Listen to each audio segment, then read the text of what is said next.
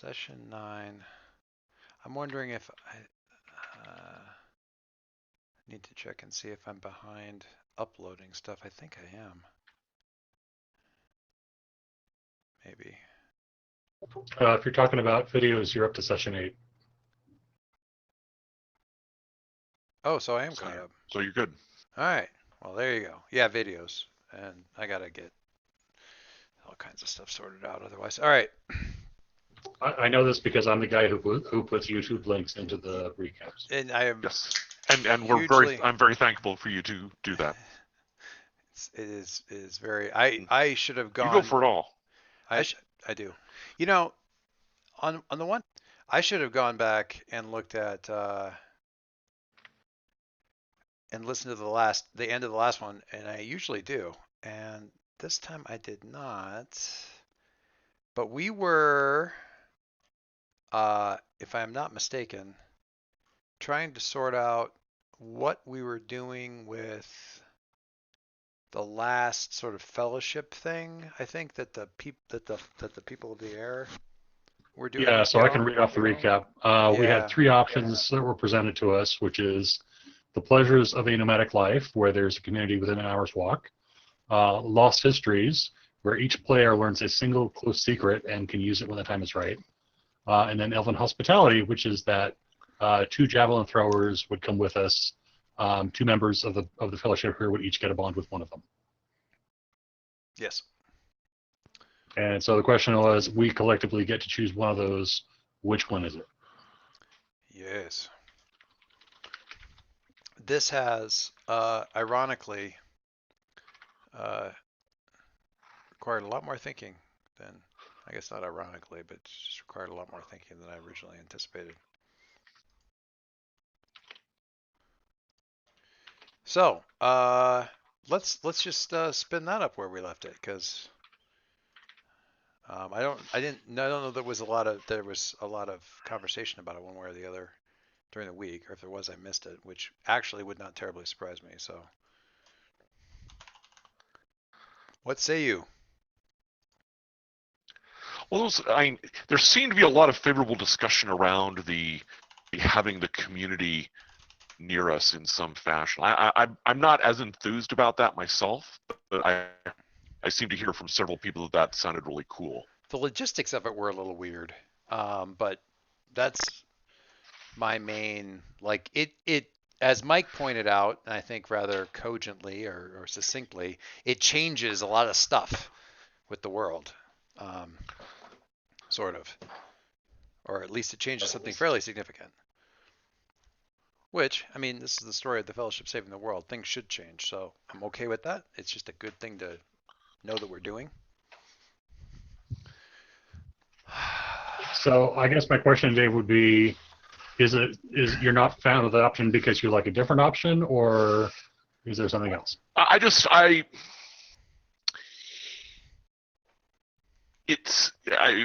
maybe part of it is it is such a radical change, and it feels like it would be a resource that would either,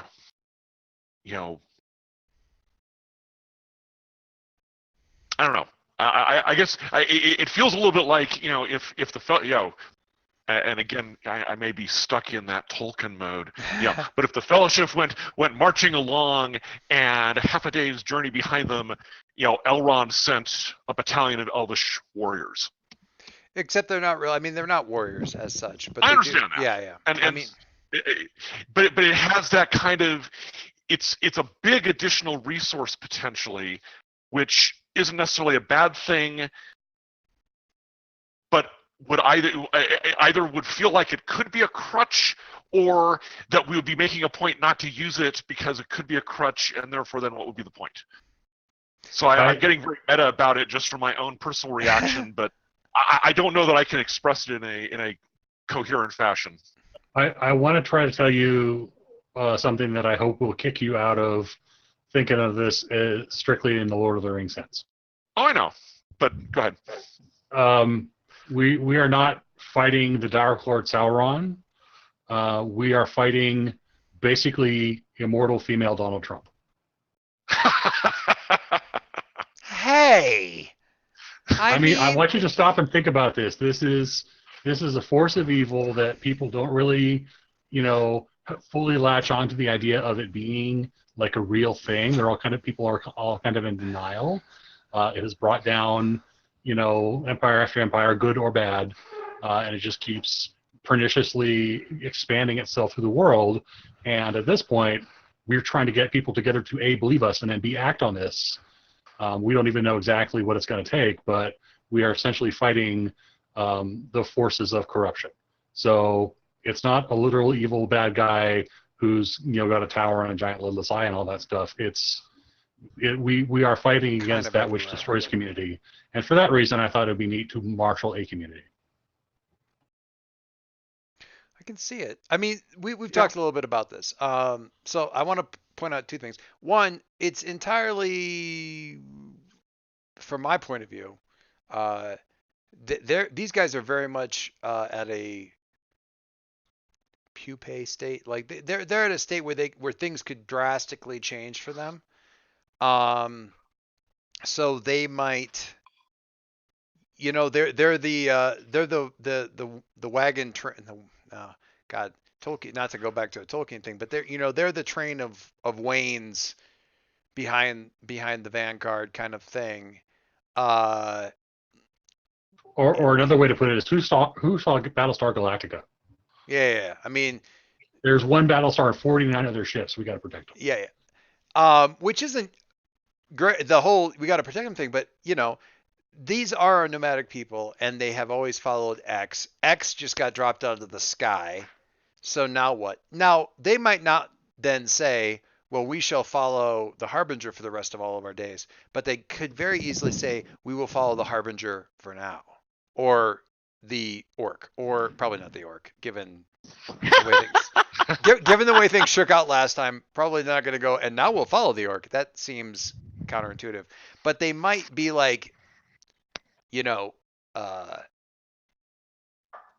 because of what you're doing for us, we travel in your wake kind of thing.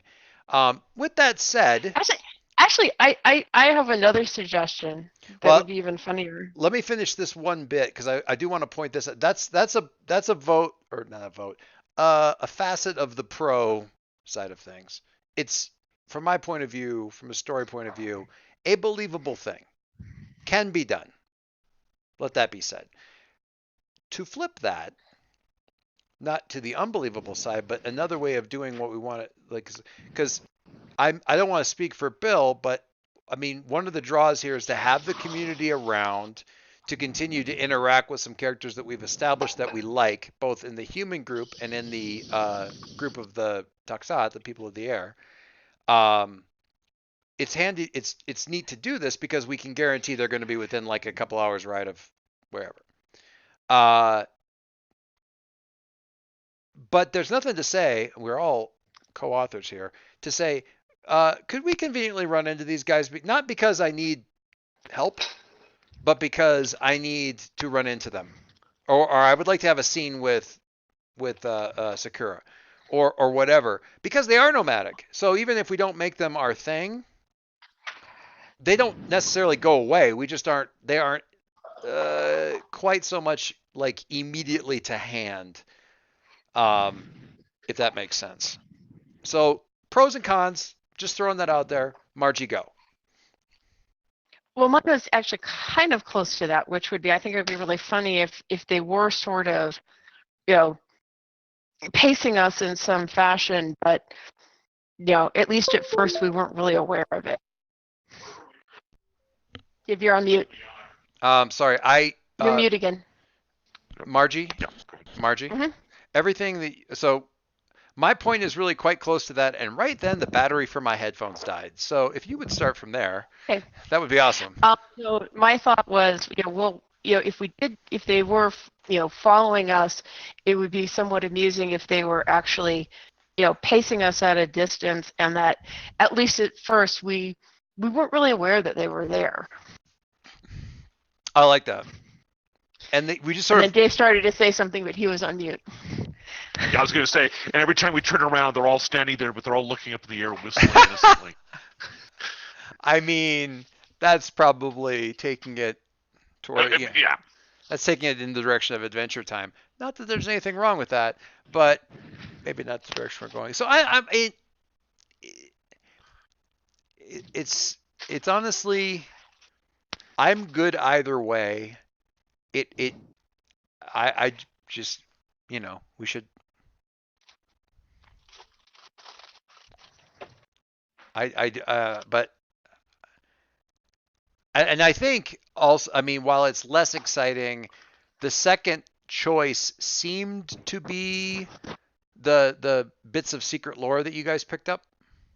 Was that a clear second choice for even the people that were leaning towards the people following us around kind of thing, or did I misspeak? And do people want pet birdman That lore? was my personal second choice. Yeah.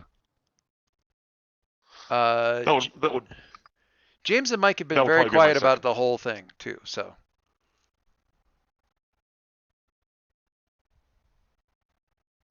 Well, well, I am not opposed to drastic shifts in the narrative. fair enough. Just because, yeah, it's a risky change. It may change everything about the game. Or, it might, it could do something really nice for the game. It could do something really bad for the game.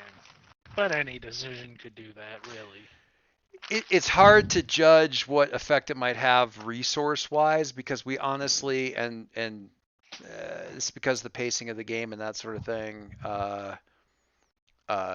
We haven't hit resources very hard. Bill has, but other than that, I don't think people have really hit the resources. So the ability to recharge more frequent. I have to try to trust the game to a certain extent and say their fellowship prizes sort of that you guys get, and as such, I'm going to assume they're balanced and they're not, game breaking things because they don't have the little magnifying glass next to them like the powers in Champions. So, going way back for that one. James, were you going to say something?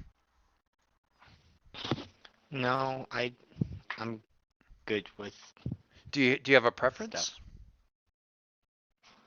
No,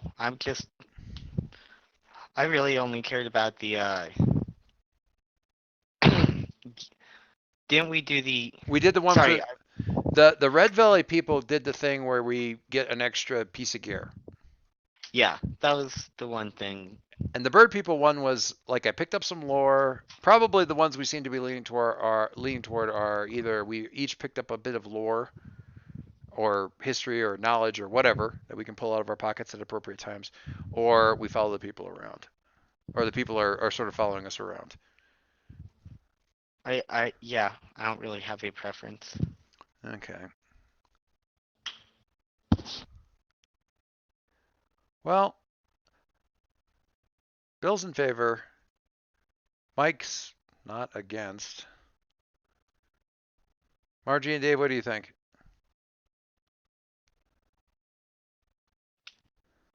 I'm willing to go along with it. I'm still not quite sure how it will work, but that's not a requirement for me to make it work.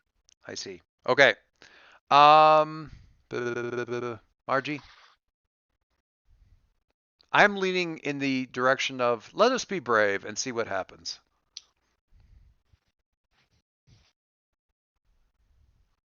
No. We cannot hear you. There we go. Yes. Yeah, I'm good.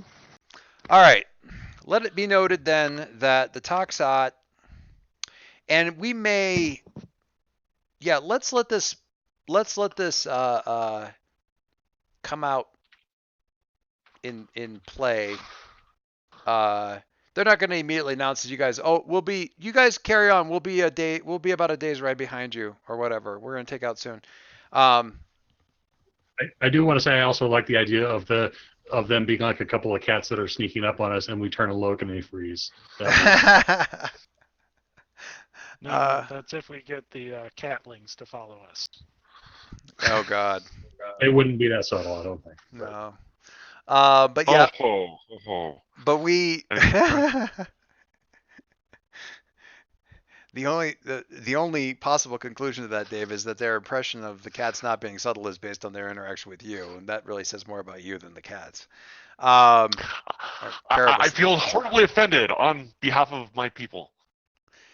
What's funny to me is that I was listening to another Fellowship podcast, and one of the other characters is, if not named Caribus, the way they keep pronouncing it is very, very close to the way that you pronounce, we're pronouncing your character's name. It's a little confusing. I keep poking around these podcasts thinking, the actual play is going, oh, well, let's see how these guys are doing. And they're all doing it. Every single one of them is house rolling the shit out of it and being useless to me. So, yeah, that's a thing. Anyway, all right. So, with that said, then we will, I'm not going to really do the departure bits because we'll probably be flashing back a bit to that. Also, we'll have an opportunity to talk to these guys. But let's say, for the sake of argument, that they don't immediately say, "Oh, by the way, we're going to be following you." They probably do say something along the lines of, "We must hold a great gathering and decide what is to be done next." And if any of you have anything to say to that, by all means, do so. I'm sure we end up saying things like, well, thank you for all your help, and we'll be remembering your people. Oh, and we shall be close to you as well. Oh, an interesting metaphor that the bird people use. Okay, yes, we will be close. Yes, in our hearts. We'll Huh? be close to you. Oh, And okay. one of the other ones elbows him and is like, "Shut up, shut up."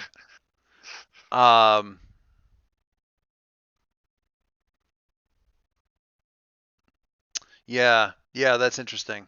That's interesting. Okay, so I'll be thinking about that a bit. All right, so we are heading out. We are heading to the great city of Change Crossing. Finally, Bill thinks to himself, and so does the GM, honestly. And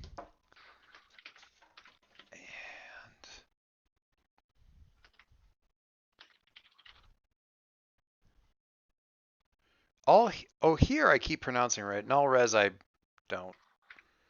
I keep getting it wrong. Yeah, I had just noticed in the questions you posted Yep. that it was wrong. So I thought I would just quick, Remind me. yeah, Nelres. this is my I thought passive. it was pun Remember. initially. I thought it was a pun initially, like null res, like do not resurrect, like null res. Oh no, definitely not. I was not thinking that cleverly. All right. Yes. Okay.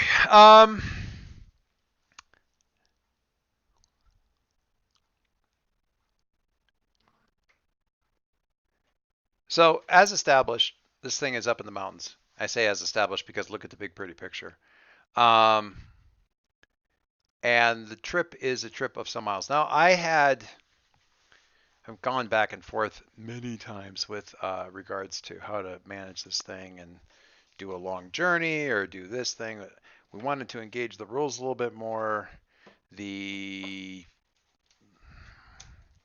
set piece that I had originally kind of settled my eyes on was problematic for a number of reasons, just because it didn't seem to do what we wanted it to do. So I kind of dug in, found another one that I liked, but that's all beside the point because we're going to start with something else.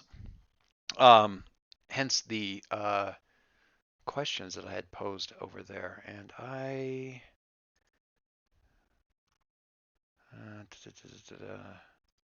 should probably get those up. Somewhere along here, we had a question for, yeah, down in here. All right. So,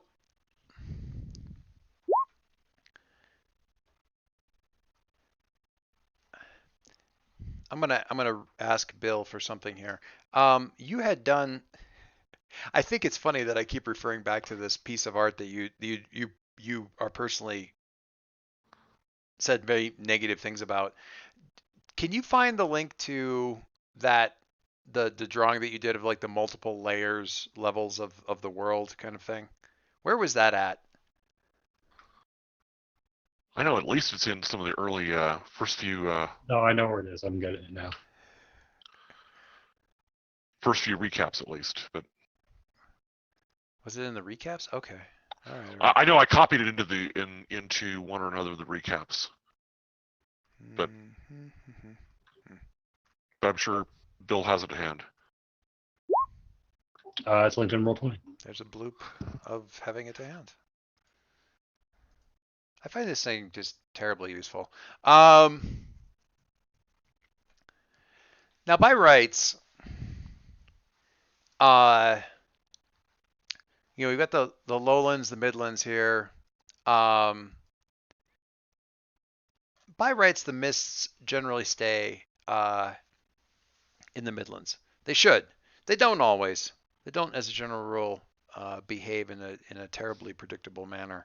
And what you found in the mountains that you're heading into through foothills and that kind of thing is that, especially in the evenings, now fog is fog, but this mists are definitely some of the lowland mists that are not staying conveniently in the lowlands. And that's led to some difficulties. A lot of challenges along the way. Not least of which is the horrifying pack of wolf creatures. Oh my god, you guys are drawing on the map. I've missed this. The horrifying pack of critters that we find ourselves faced with right now. So now I had posed some questions to the thing, and I can modify this thing as we go. But I think the one that I'm most curious about initially, just as that first glance thing, is I posed a question to Dave, or rather Caraba, saying, in what way are these wolves distinctly and hackle-raisingly not wolf-like? Or And rather, the answer, what about these things is giving you the Wiggins? they actually speak in the common tongue. Oh, I love Not it. not intelligently, just single words like kill, kill, kill, run, fear, fear, pain, pain, run, run. So it's not like, oh, we're killing people exactly, That's but it's not like they're just snarling unintelligibly. so somewhere between hyenas and parrots. I love it. I'm not sure where the hyenas come in, but Well, just the rather disconcerting giggling kind of, okay, sure. but the idea that they're just sort of mindlessly, more like parrots, I guess. It makes them seem not like animals completely, but it's not like you can have a conversation with them. It's just like, Yeah. however they came about, they were designed to give people the Wiggins by saying exactly whatever impulses they have. And that right there is Sure. kind of. Go ahead, Bill. There are a couple notches above YouTube comments. Wow. Yeah. Wow. That's so good. Now I am looking But I did forward want to the say that I comments on linked this the one. 5 questions in the Roll20 chat as well, Yeah. just in case anybody wanted to refer to those. Right. Thank you. Whatever they were originally intended for, and this is one of the reasons I'm glad I sort of set the questions where everyone can see them, because it kind of gives you some idea of kind of where I was going. When, as I was, funny thing, I'm drafting this and I'm like trying to @ everybody so they can see the questions and get pinged and notified and whatnot. I couldn't figure out why in the heck James's link wasn't going, like it wasn't activating. It's because I was doing @win instead of like username. I was like, why isn't this working? This breed has been a bane on the borders of civilization since the Nilros Empire was at its peak. Why are they basically the O'Here's fault? Um, So they were around before the O'Here, but during the expansion period of O'Here history, uh, they accidentally uh, assimilated, relocated, did something to the population that was uh, kind of acting as a buffer between these wolves and the rest of the world. So, whoops. So they removed the buffer that let them into into this part of. There was a group of people that was kind of there near the borders of what is now civilization, that near these mountains, that they were there and they were kind of keeping the wolves from. Oh, and they didn't, and the so you took away their like natural predator. Yeah, By take away, I mean annihilated out of uh, due to eminent domain. Gosh, something along that.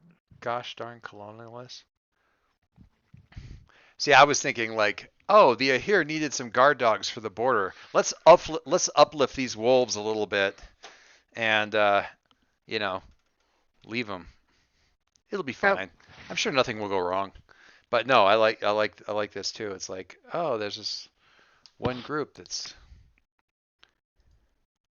a lot of sort of tribal knowledge about how to deal with these guys that was lost because the tribes were wiped out, and consequently you have these things flourishing, rising up, and it's been a couple thousand years.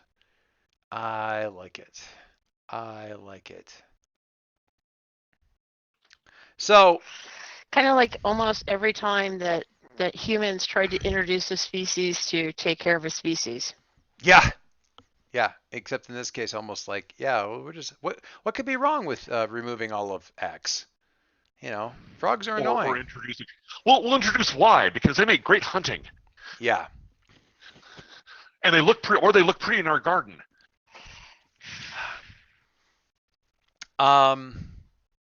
Okay.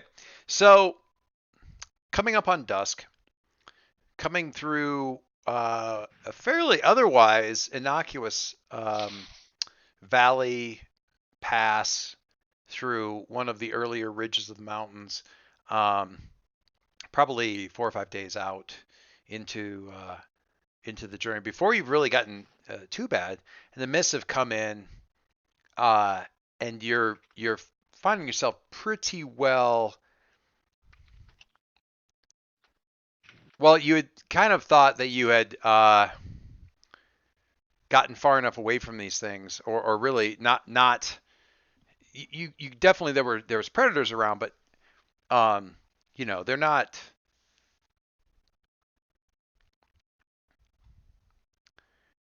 numerous enough to really be much of a threat until you come to the rather annoying, I don't know, depending on who you are in the group, either chilling or annoying conclusion that they were actually had a couple of really kind of noisy members to lower your guard because they're too far away and they're not really coming too close to you, and they seem to be, kind of standoffish and a little bit cringy and stuff like that, not realizing that there were a bunch more in the mists and in the shadows, in the approaching dusk, and the ridges and trees and so forth that were circling in and kind of letting you get your guard down until they were close enough to really cause you a lot of difficulty. How do the I guess I'm gonna go straight to the Bills question here because and so let me just circle back for just a second. Dave, as we're thinking about this, and we're hearing them shout their random words or bark their random words and that sort of thing. How do we see Carabas reacting to this? Like, how is he preparing for whatever nastiness is coming? As they're, you're trying to play it cool, riding along, um, trying to decide where to make camp, play it, but what are you doing that is maybe showing that this is not at all cool? Aside from my hackles rising and my tail being all bristly, Mm. And my eyes kind of darting around a lot more, even as I make even less meaningful quips than usual. Yeah. Or is that it? Because that's a pretty good list right there.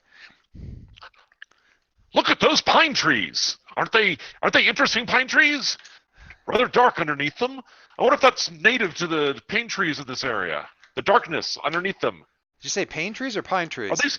Are they supposed to be pine trees? Did I say pain trees? I meant pine trees. Pine trees that are dark. I mean, pain trees. That would be silly. I mean, who would talk about pain trees? I mean, that sounds rather ominous. I love it. Rather ominous.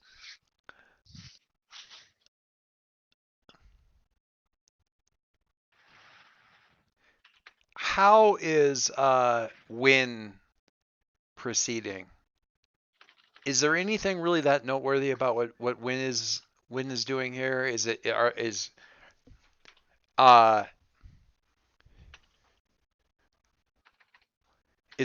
weapons out kind of situation? Are you sort of patiently waiting for dusk because it seems like that's when things are going to come down and it works for you anyway? Or are you explaining to are you telling people like, these didn't used to be nearly so numerous, but the tribes that would keep them in check were wiped out long ago and they've been multiplying ever since, or like what?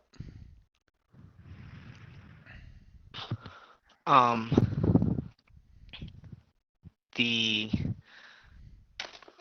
oh no.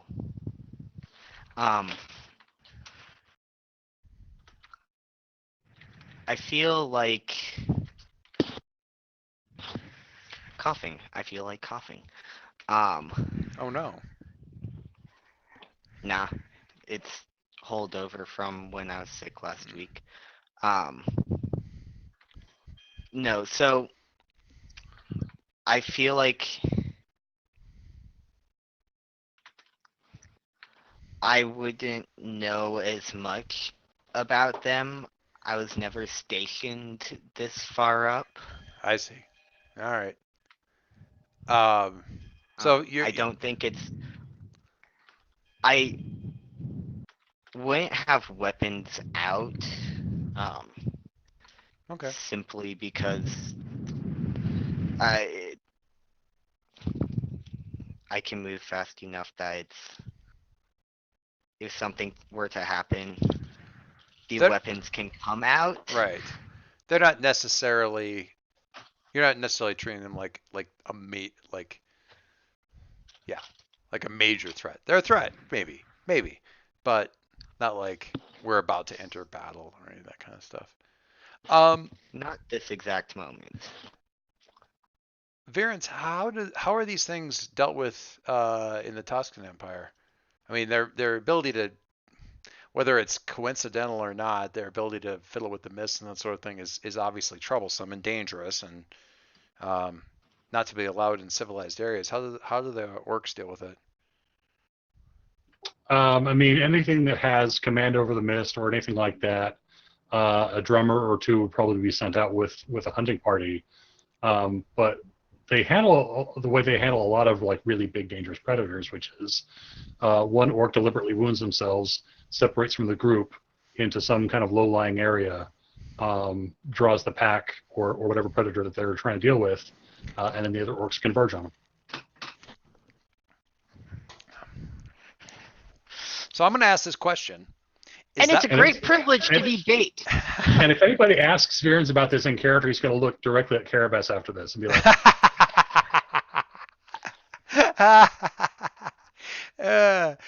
So my next question was going to be, because I had kind of asked this, is like, is this a useful tactic in this situation?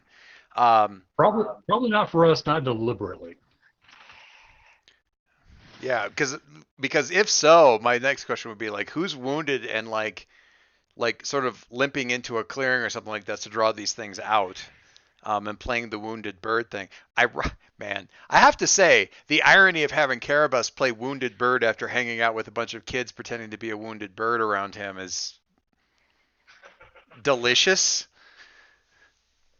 But that's neither here nor there. So yeah, I don't know. Unless you guys love that idea, I mean, we don't have to go with that. I'm throwing that out there as like that would be kind of a fun thing, but we certainly don't need to do that. I the player, love the idea. I think it's high comedy, so we'll see.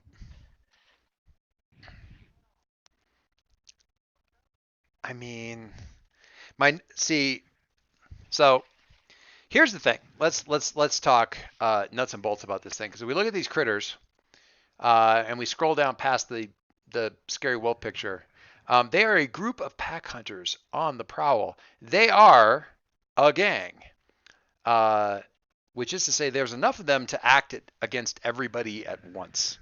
And that probably what we're going to do initially here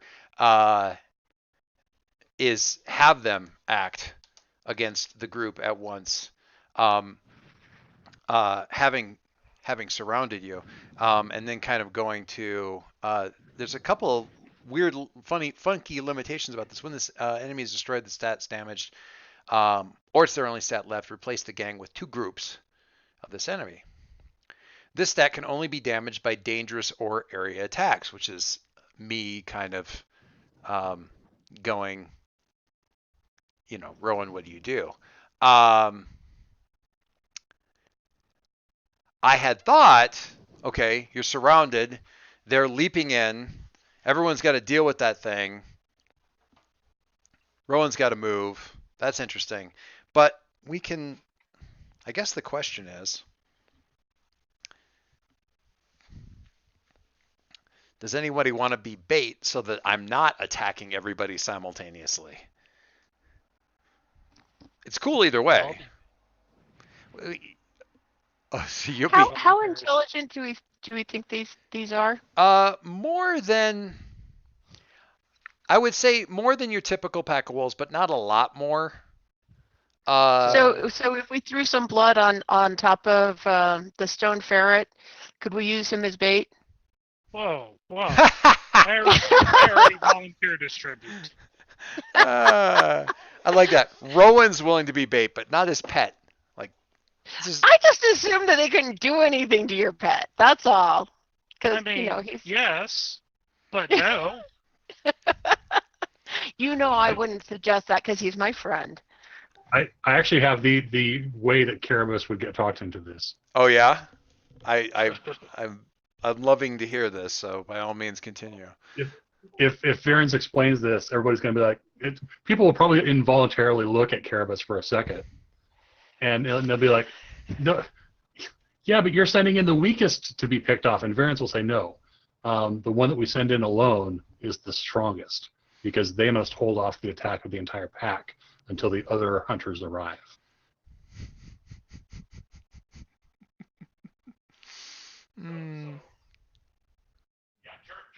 Which is true.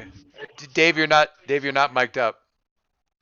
So Carabas does that, opens the mouth to say something, closes the mouth, opens the mouth to say something again, looks to the side, closes his mouth. Looks like he's about to open his mouth, decides not to. Well then, I guess it's a good thing that I am along to draw out these creatures and hold them off while you rapidly move in on them and quickly leap to the fray. Yes? Darn fortunate for you. My question. Damnably fortunate. Damnably fortunate. Damnably fortunate. All right, so let me look at. So I was going to volunteer myself and then realized that I don't have any blood. Yeah, that is kind of a problem. Well, we Um, can always take care of that. check me if I'm wrong, That but sounds really disturbing and like ominous. check me if I'm wrong, but taking damage is just damaging a stat. Is that right? I feel like that's right. Correct. All right. Yeah. So Yeah. our stats to damage, because I think if you're bloody enough to keep these things, this is pay the price as a move out of the basic moves, and I think to keep the wolf pack so that they're focused on you, where one overcome or get away, keep them busy, or whatever. I think probably keep them busy. Will suffice for the wolf pack. We need to pay a price for that, and I think. What do you because Carabas, you're weird, right? When you keep people busy, what? When I keep them busy by getting in close, I get to invoke Sting Like a Bee. Right. Do you roll any Um, different stat than what you would normally roll for keep them busy? Not. So keep them busy is based off of what? Keep them busy is based off of what is keep them busy Is based it courage? Courage. Is it It's in the courage? basic moves. Okay. Well, there you go. So it's based off of courage. All right. Um, I'm trying to decide, and I leave this up to. Actually, I'm gonna leave this up to the group. So he's gonna be damaged going to this thing. The poetic thing is to say damage blood, but I can also see damaging grace. Looking not so heroic. Just less, a little bit. well, I could say damage courage because I can ignore that. Or Really? it doesn't affect my. Well, excuse me.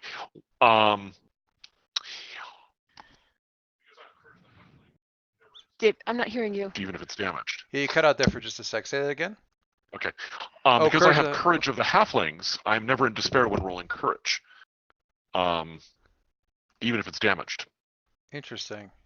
I wasn't gonna. I wasn't planning on damaging courage, but. Okay. Power. Putting him into a terrifying thing could very well damage his courage, even though he then, as a catling, still perseveres. That is true. You're never in despair when rolling courage, even if it is damaged. Which doesn't mean that it isn't damaged. So I mean, it goes towards overall damage and other things like that. Yeah. It still counts as being damaged or anything like that. Yeah. Okay. I'll damage courage. It's not much of a pay the price because you're, damaging a thing that's doesn't really affect the roll, but that's fine. I'm not going to be persnickety about that in any case. So we see Carabas then, and Viren's as he's walking along, so we've got this scene where Viren's is like explaining how the orcs will deal with this and draw them in and that kind of thing. We did the bravest and he's like, well, you're sending in the weakest then. No, we would only ever send in the strongest because they must hold them off until the rest of the hunters can arrive. And there's this little sidelong glance and Dave, if you don't mind, Carabas going, well, then I have an idea. And Viren's is like, yes. But anyway, almost just allowing Carabas to propose this thing, or almost be trapped into it. All right, so obviously part of the goal here. I do admire that the little stick figures on the chain here. One of them actually looks like a little cat. I see the little cat ears. It's very nice. Thanks, I put a lot of effort into that. Thank you. You're welcome.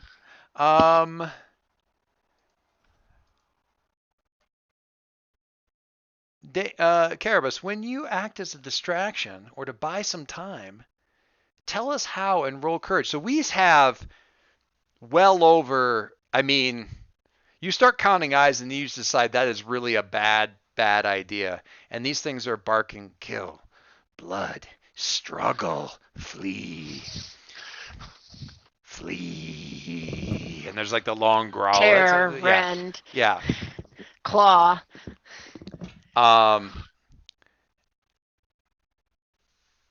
Where are you wounded? Where are you bleeding? Um, Are you dragging a leg? Are you dripping from yeah, one hand? I will One I will paw? drag a leg. I will drag a leg. Okay. Because that's kind of the classic classic thing that they will then not expect me to be able to Deal do with. something. Yes. Um, It takes a little bit of time, but not nearly as much as you might have hoped for them to decide that this is just too good to pass up. And the first few, as soon as one of them moves, several other of them move because you're fairly small, and if they don't get a bite in now, they're not going to get a bite at all because there's not much of you. So I am going to have you keep them busy by rolling courage until the next part of the plan unfolds. the part where everybody else moves in very, very quickly to take them on. Yes. Because they're very close by and can all move very quickly. What time of day is it? It's right around dusk to evening, kind of. Cool. Yeah. Although the next person to do something's probably going to be Rowan. For reasons because Viren's actually has a destructive weapon as well. Oh, he does. Just to let you know. Really interesting. That's And terrifying. I got every kind of weapon. What are you talking about? And just so you know, I've got our cat Lynn's back. Well, I know you Okay. always have my back, and I'm actually partly driven to take on this plan because one of these days I'll be as good at this adventuring business as Viren's is. And since this is how Viren's and his people adventure, Is this you? Is this you angling for hope? Is that what no, this I is? was actually just kind of noting that was one of the bonds that I've got. Oh, okay. So, Well, yeah, but using the bonds a is you further is motivational thing. further motivational thing. When you have hope, I don't think we're probably rolling for hope, but rolling with hope rather. But you're not rolling in despair, which you really ought to be. But I don't think there's any reason to have that happen anyway. This deck can only be damaged by dangerous area attacks. They are gang. All right. So in this case, they attack, and you try to keep them busy. Let's have that courage Okie roll. dokie. Let's have that courage roll. Neither.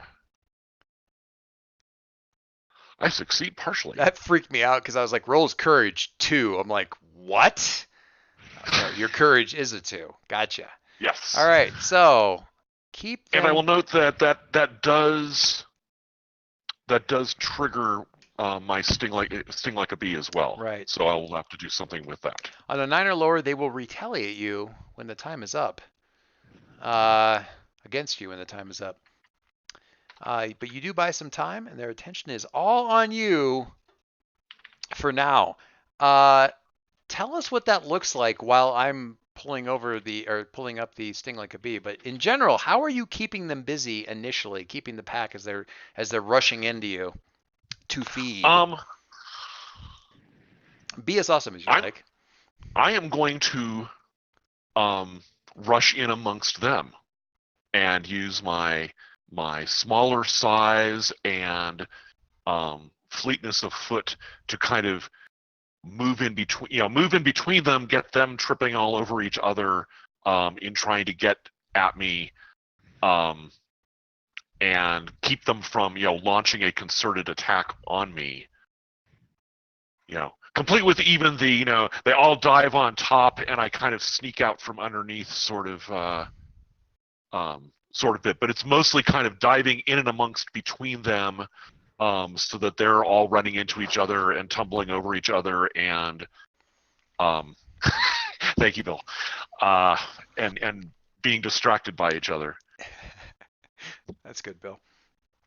All right, Fellowship. Now that's taken care of. Let's continue. I'm sure he'll be fine. Sting like a bee. Is this where I start hoping for the Eagles? Sting like a bee. You have marked down choose two, so I'm assuming you have something else that makes sting like a bee even more sting like a bee-er. But when you keep it, Yes, because I do. Why is that? There's a reason why.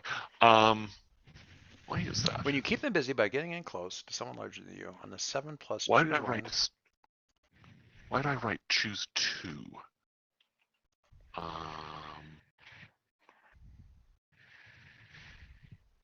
There was a reason for it, and now I can't remember what it is. It was some sort of synergy that I had with something. But I. Is it because you are a mischievous Oh, when I trickster? sting, yes, I'm a mischievous trickster. When I sting like a bee, I choose two options. Oh, look at that. There you go. Yep, all the way at the top. Thank you. Well done. Right. Okay, so you can choose two as this is happening. Some of them, I mean, getting them talking is probably not going to be used Probably not. They're already talking. Yeah.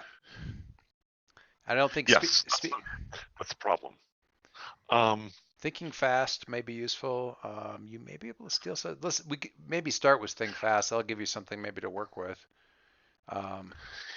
Yeah, I'm looking at the looking closely list, and I don't know that that's unless there's something specific about these guys. There is. I guess I can just get more. Okay. Looking closely. Ask 3 questions from the list.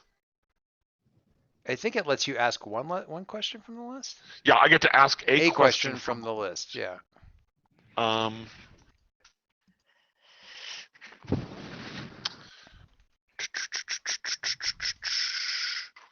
What looks suspicious? What something hidden or out Tell me about my friends. What are they doing?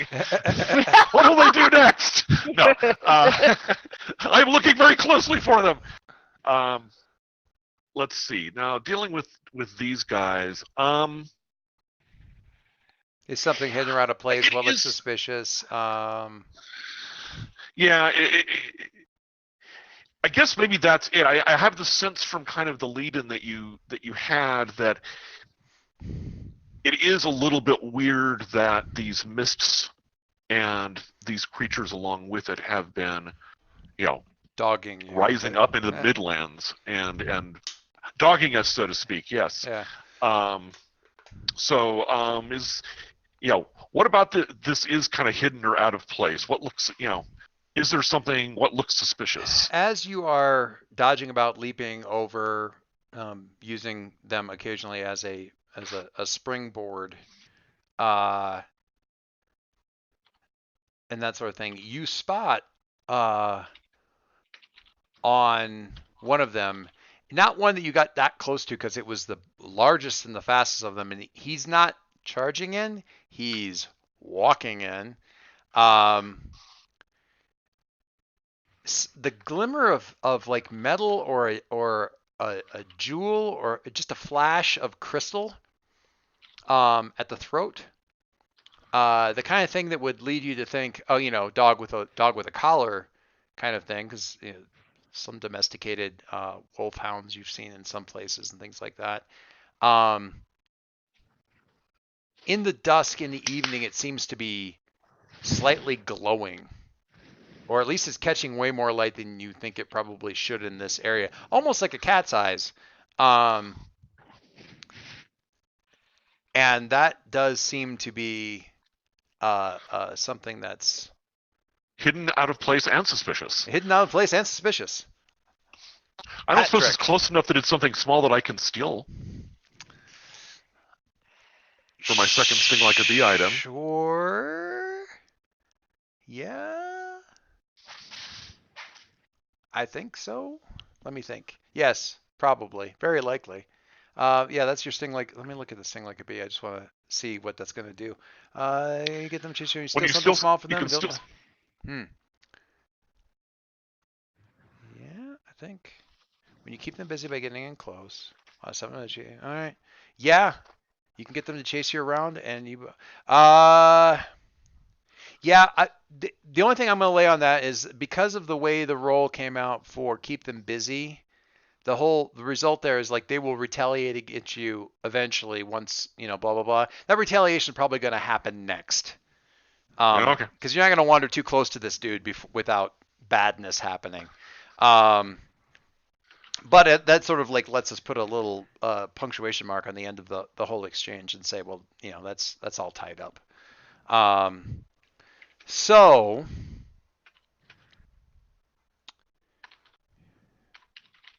yeah, kind of a so. So I'm going to break out of as this guy is kind of trotting in rather than diving in the way all the followers are. Yeah.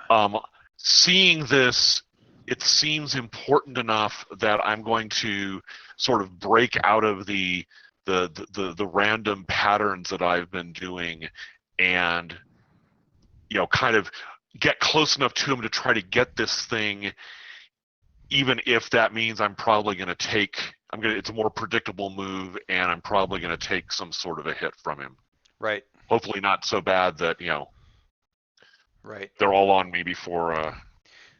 The idea is to go alongside of him, like go up and From pass his blind him. spot. Yeah, kind of come at him and just slide slightly out of the way, at the last second, because he's big and you should be able to get past him because you're fast and you grab this thing, and you do. I mean, come in at him, you get a paw on, like it's conveniently easy to spot now that you know what you're looking for, to get your paws on it, so to speak, and figure your own momentum is going to yank that thing right off. It's ridiculous how fast he moves, and it's not.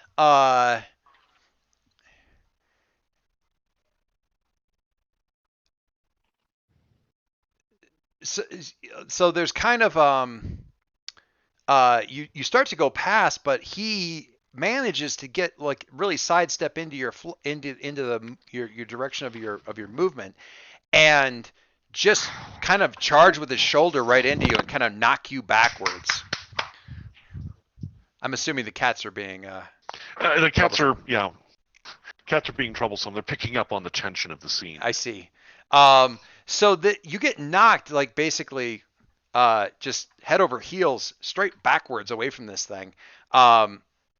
Probably 2 or 3 just a complete reversal of your momentum, knocks the air right out of you, just stunning.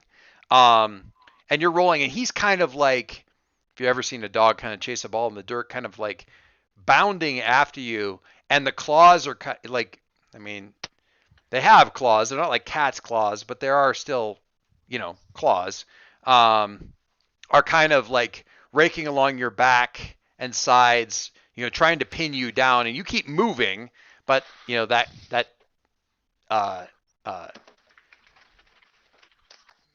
still has a cost to it.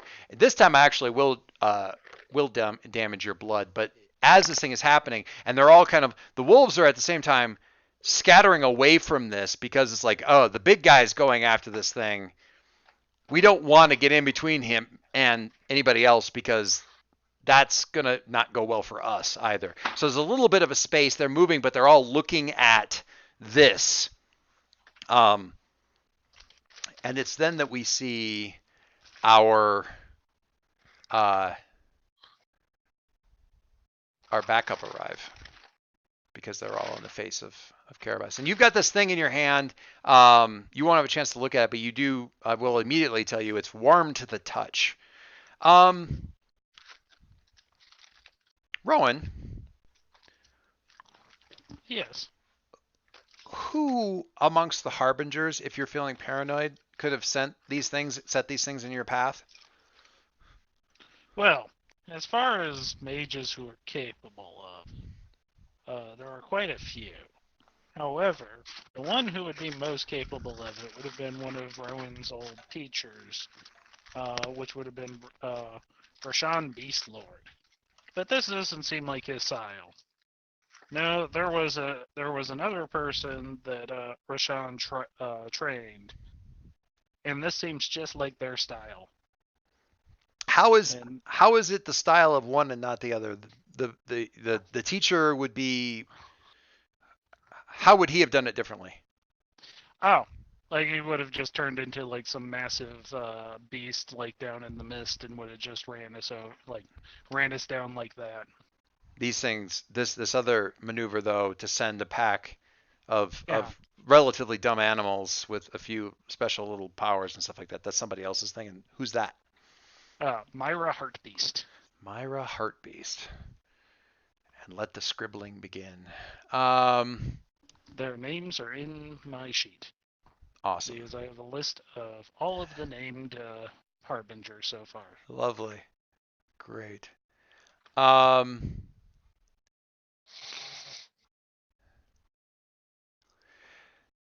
So we apparently have a number of people with damaging things, and I think now it's going to be a question of who's doing what to whom and how fast.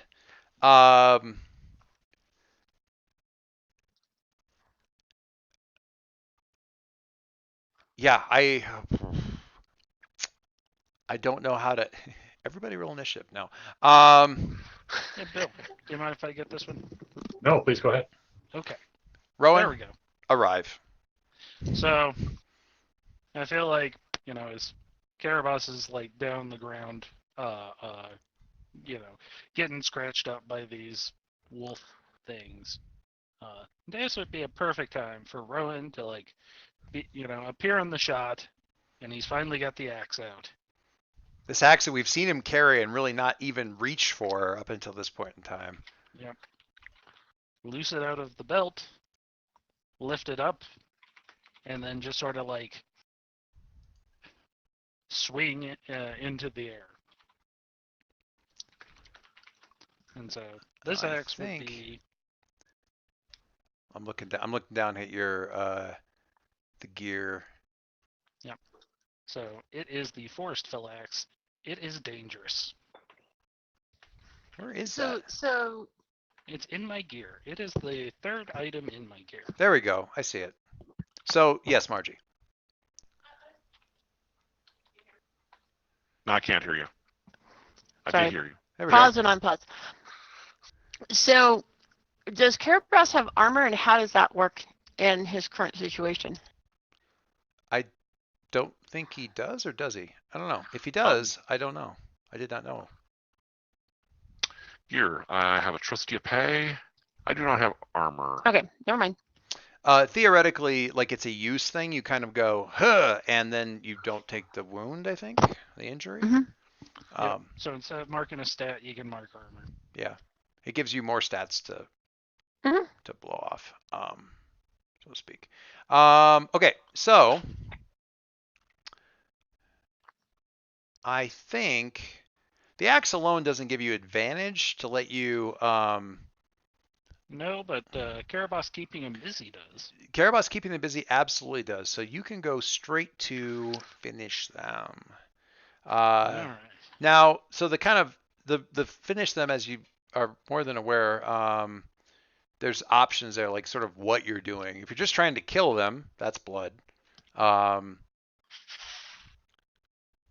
Probably Nope, I am going to force them to retreat. force them to retreat. So courage.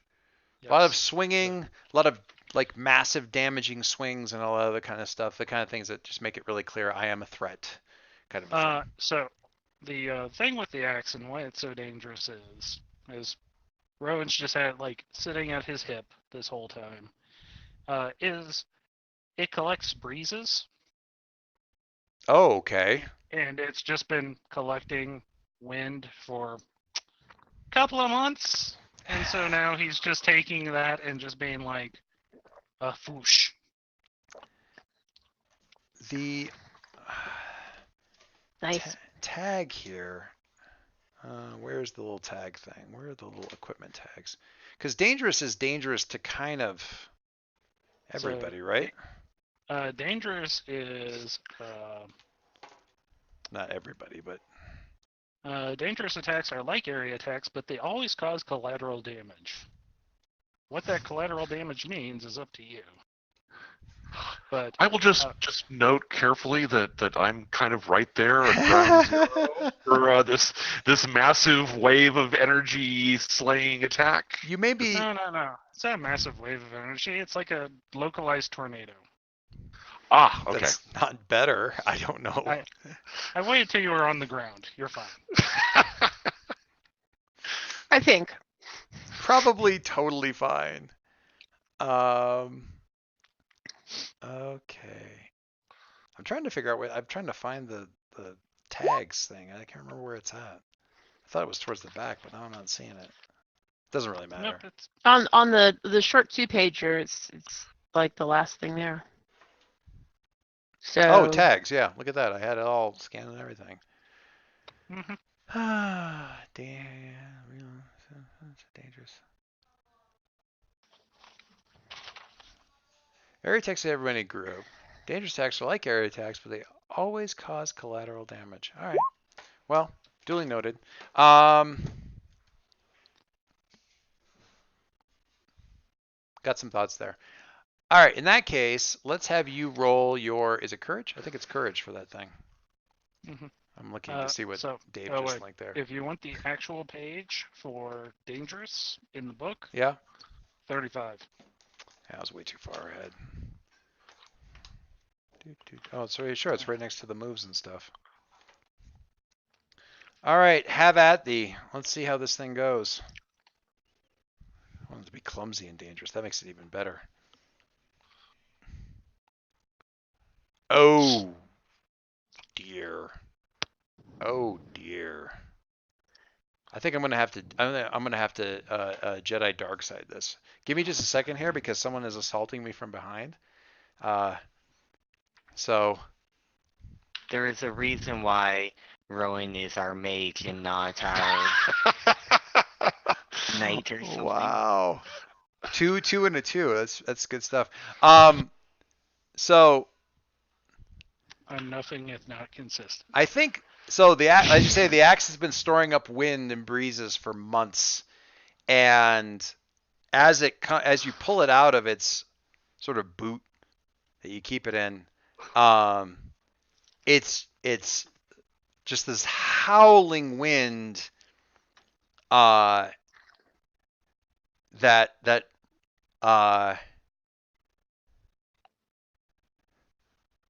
rises up and there's just a moment of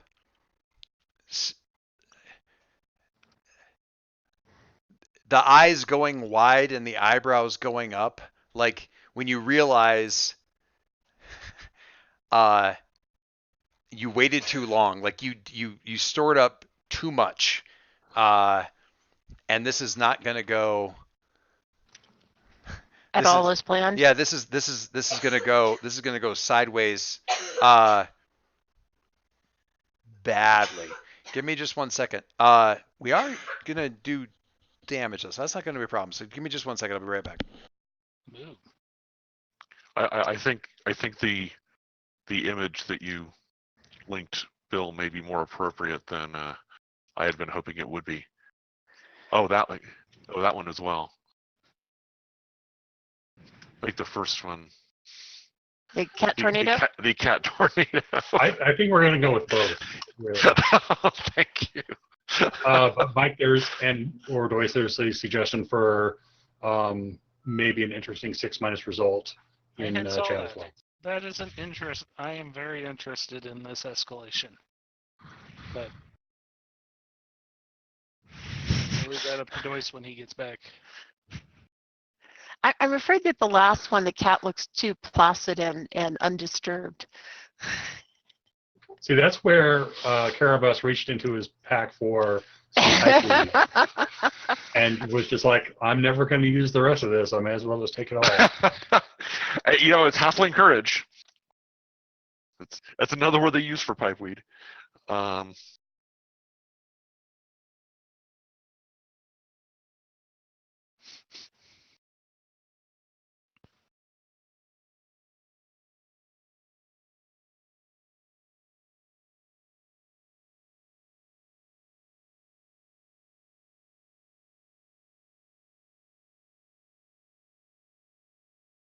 My daughter had to tell me about her terrible swim practice. Now we're back.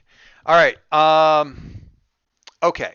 So, We had a suggestion for a 6- outcome for you in oh, the chat. wait. It's either going to be It's funny in or the really chat. useful. Optional Or an ones, excuse for it. the enemy harbinger counterspell the axe or is otherwise. Ooh.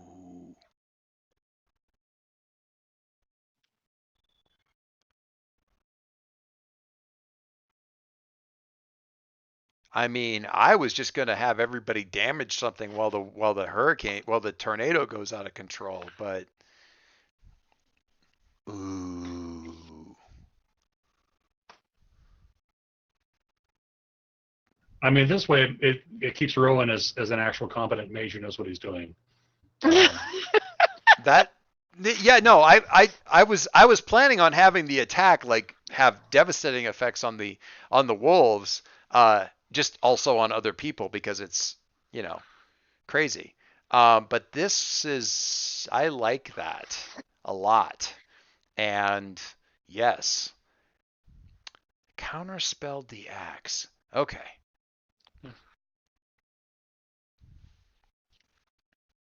Just so you know, Joyce, Yes. you can totally be like, at the end of the move, be like, and now the axe is useless for a while. Oh, yeah, but I'm actually okay with it still being there. Okay, so here's the thing. So yes, Roland's coming in and is kind of like, I don't know. I've been watching a lot of Troll Slayers lately, so the kind of the leaping over the head, big blast down kind of thing. At least that was he hoping for. Yeah, coming in on this pack of wolves, but very carefully like, aiming at the wolves.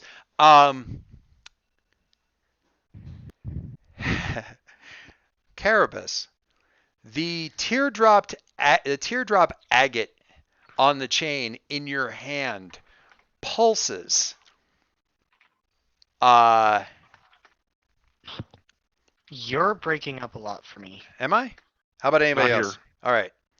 The agate in your hand pulses as Rowan is like, you see Rowan and then you feel this really like the agate gets really, really hot for a second, just for a second, like, oh crap, I'm about to burn. Oh, it went away. And this like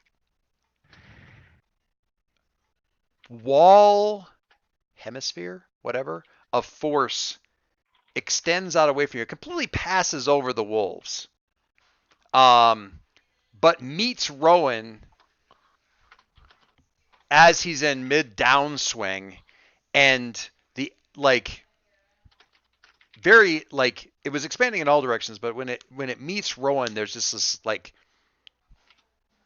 massive rebounding of power.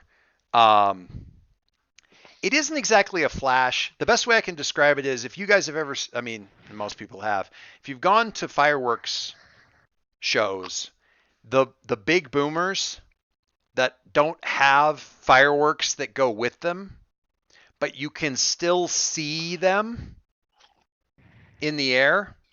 Mm-hmm. You know what I'm talking about? That's what you see. Like you see that at the point of impact. It isn't really a wall of force that you can see. It isn't really like an explosion that you can see, but you kind of can anyway. And Rowan, and honestly, there's even an expression of recognition on Rowan's face as it's happening, like son of a, like, yeah, they saw it coming.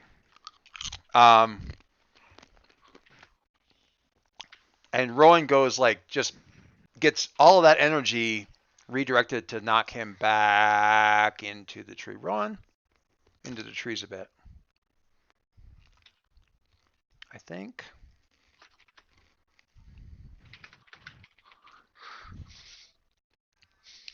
I need you to command lore. I need you to do two things. I need you to damage a stat. Pick one. The stat I choose is armor. Okay, that sounds good to me. Damage your armor. Where's that coming from? Hello, my James. Ancient staff of old wood. Nice. Perfect, because you're crashing back into the trees. So damage your ancient staff of old wood, And tell me, please, Commanding Lore, is it enough that the charm was here, or does the Harbinger still have to be somewhere nearby? So, as I just had in some lorry do, that was a really weird word for it. As I just had in some fiction on the forums, no, the mages can give their power to other people. Or in this case, kind of embedded into a crystal, which is, I mean, that's totally on brand with a bunch of stuff that goes on. Yep. So it's fair to say this is sort of a one-shot, and we can put more power into it because we're specifically aiming at Rowan's thing that he does. So it wouldn't necessarily do a lot to anybody else. Maybe minor wards or something like that. But in this one instance, super powerful and then probably burnt. Is that fair? You think? At least Sure. At least that's what you hope. It's probably That's the expended. hope. We'll find out if anyone rolls any more sixes. Let's There you find go. out. Yeah, no, that's very, very good. So Virens goes rebounding back into the trees, crashing Ouch. through. Yeah, not Virens. Sorry, did I say Virens? I meant Rowan. Virens, what are you doing? I think I'm going to go to you because you also have a thing, so you probably a second behind there. Varians is going to be riding in on his gigantic riding Varg and is going to go to town on these things with one of his weapons, which is Rockhammer. Imagine like his big, spiky, sharp rock that's just had a bunch of chain wrapped around it. And it has a handle where you can extend it out. It's either a mace or a flail, depending on how far you extend. I see. Okay. Yikes. Piercing or dangerous, orc made, clumsy in the hands of any. That is terrifying. All right. But by the way, Joyce, I'm not sure where it comes in, but I have things to help our hero Yeah. rather than defeat people. Yeah. I Just- basically your thing, and I want to hear about that. But whenever you just so how I set it up for you is you when you appear in the scene, whoever you point at is basically going to roll with hope on that first maneuver because the stuff that they're doing with the mists and whatnot is going to be undone by your fox people or whatever else that you have planned. But the kind of the question that I had to you that I think is the only one that we still haven't answered yet. Is that right? Am I wrong? No. These wolf things manipulate the mist. Think about how your fox mounts have a similar trick, and be ready, quote unquote, to use this to help your companions yourself. So what I'm thinking is, when you arrive, when you sort of appear, when you know, this is being the arrival on the fight scene. Whatever they're about to attempt or do or whatever, as far as the wolves go, is undone by your little. I said little, your fox mounts. Or did you have something else that you were talking about? Well, actually, I have a couple of different things that I Of can course do you do. to help people because it's all about bonds and stuff. So Exactly. um, That was the yeah. first thing I was thinking because I wanted to get your foxes in the camera since we just got them. No, Margie, if what you have planned will affect what Variance would do, I'm happy to hand over the spotlight, but let me know. no. I mean, I think what you're planning on doing is taking out things, and what I was planning on doing was more along the lines of, specifically, helping anybody who's down right now. If that makes sense. Oh, I see. Cool. I think So go for it.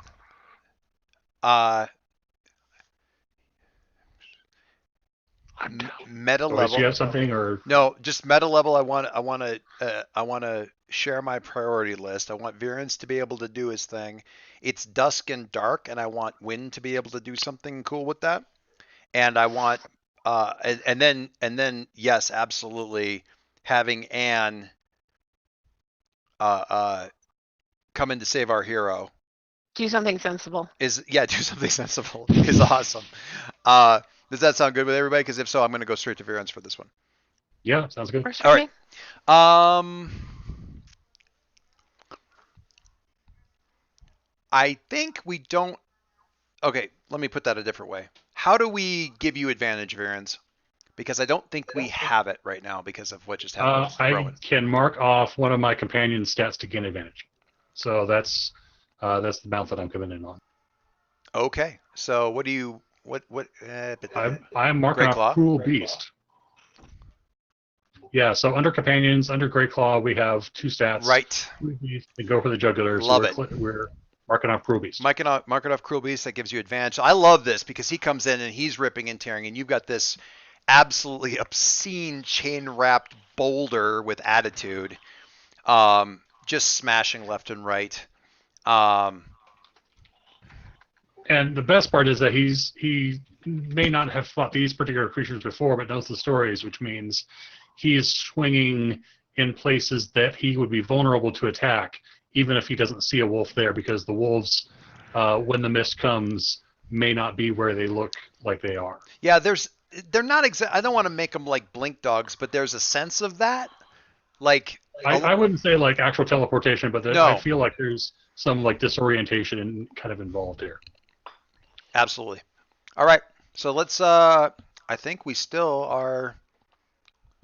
Finish them? I think we're still finishing. Yeah, and I'm trying to kill them, so rolling blood. But I also have a bond saying I will use my strength to keep Karabas safe, and he's got a bond back saying he'll be good as one of these days. He'll be as good at this adventuring business as Virens, and they're executing one of the plans that basically Virens came up with.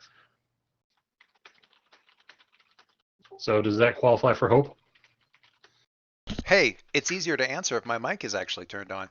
Yes, I would say absolutely rolling with hope. Bloop, bloop, bloop. Oh, I should look to where the dice are. Look at that. Holy cats. All right. Oh,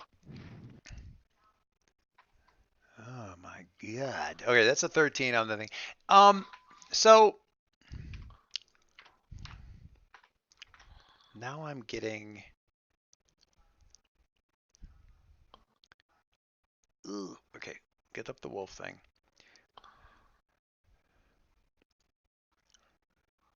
My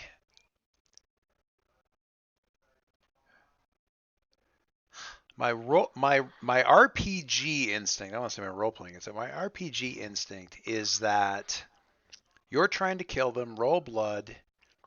On the 10 plus, they die by your hand. Awesome. They're a big group, and I feel like the synergy of this is that you destroy the gang and break it into the group. Like it doesn't just that sounds. That's basically what that stat says. Yeah. Yeah. I mean, finish them should destroy should destroy A a stat. portion. I want to loop back to that because there's a question there that I'm not going to get into right now. But so the gang stat is destroyed when it's damaged, when it's and blah blah blah. Replace the gang with 2 groups of the same. So instead we have 2 groups of wolves because basically Farron stares right through the middle of them. This enemy can act against 2 people at once. So we have 2 groups that can act against 2 people at once. When this enemy is destroyed, this stat is damaged. Or it's their only stat left to replace the group with 2 normal enemies. So we have 2. And I wanted either Rowan or myself to do this so that everyone else could engage with them without being penalized for the gang too. So Right, I'm glad exactly. this happened. So yeah, they split. We have a couple of sort of the cringing back away from this ridiculousness, but they've sort of been split by Viren's, sort of going up the middle. Win, what you doing? Wynn is having audio problems. He's been having problems Everything with. is having problems. Oh my So god. he's breaking up. He can't hear us, and his Oh, that sucks. the and roll roll 20 20 is crashed. crashing. Oh my god. James, would it make sense to text to us and we can talk for Oh, you? roll 20 crashed. I'm about to type it out in roll 20.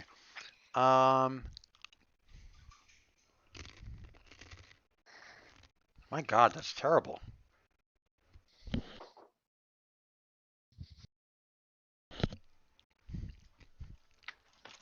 Let me see if it, I can't hear what you're telling me, Mom. Oh. Okay. And it's not funny, Dad. I'm gonna chat with you, sweetheart. all right.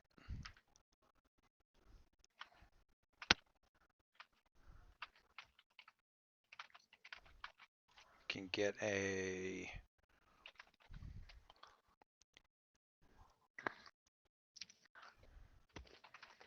All right, let's get. Oh crap, where'd James go in here? There he is.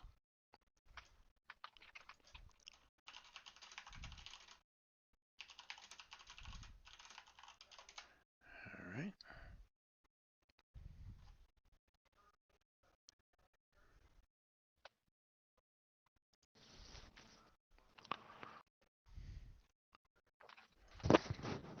Speaking personally, Dave, why don't you fill in for James the current situation in case he can't hear us? Okay. okay, all right. If you could put, Dave, if you, I know where you're typing. I don't know where you're typing, but if you could type it in Discord, because I think he's on there. Oh. Hello? Okay. Okay. Can you guys hear me? Yes. Yeah. Okay, I'm on my phone. All right. So I'm gonna sum up real quick, and I'm gonna take my headphones off so I can't hear myself talk. 1 second. So Viren's charged into the group using his dangerous weapon, and that was enough to break the the group into two smaller gangs that can attack multiple people at once, a couple people at once, but can be. They basically the big group of wolves split into two, kind of splitting on either direction, and it is now kind of on. The question goes to when, in the darkness in the trees and the wolves kind of somewhat separated into two different groups, what do you do?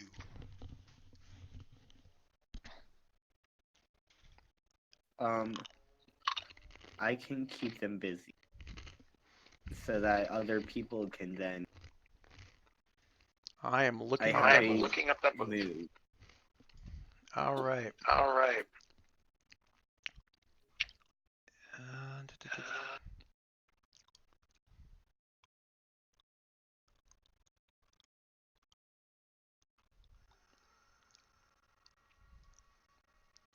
I see that. When your enemies stand outside the light, you may keep them busy no matter how many there are. When an enemy is alone with you in the darkness, you can maim or kill them. This move does not work against threats to the world. Okay. So I'm just going to have you... Is Roll20 working for you? Right now it is. Okay. So keep them busy is courage. So I'm going to have you roll courage for keeping them busy, and you will just keep all of the wolves busy simultaneously. Nice. All right. We got that.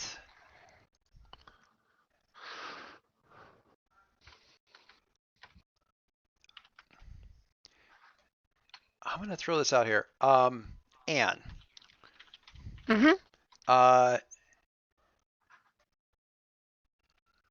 So the problem, the one of the things that now wins obviously kept them busy. That's not even a problem. On the 7 plus, you buy some time. Their attention is all on you.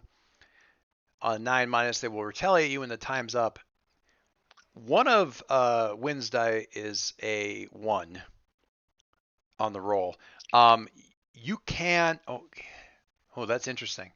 You can't have him roll with hope, can you? Nope, he can't roll with hope or despair. Never mind.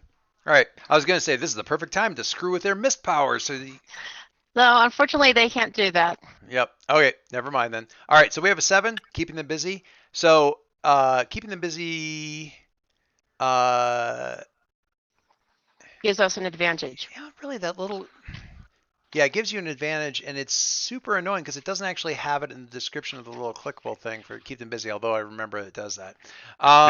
So everyone has advantage against these packs of wolves, and I feel like, Anne, what you doing?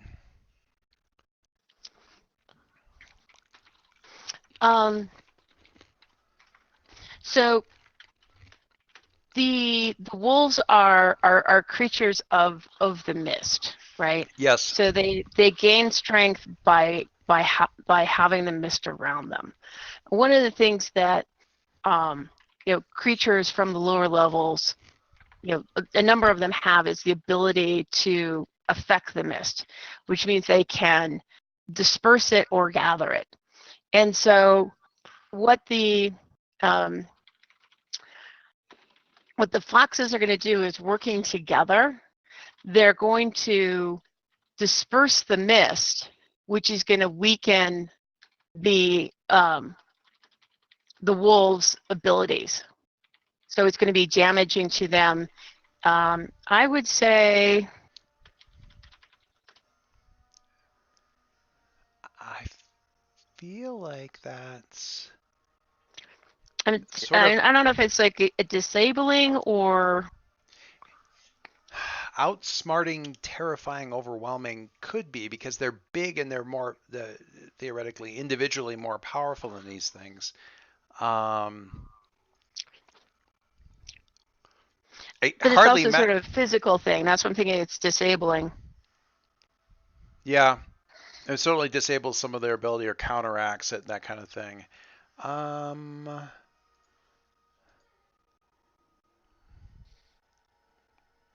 Force them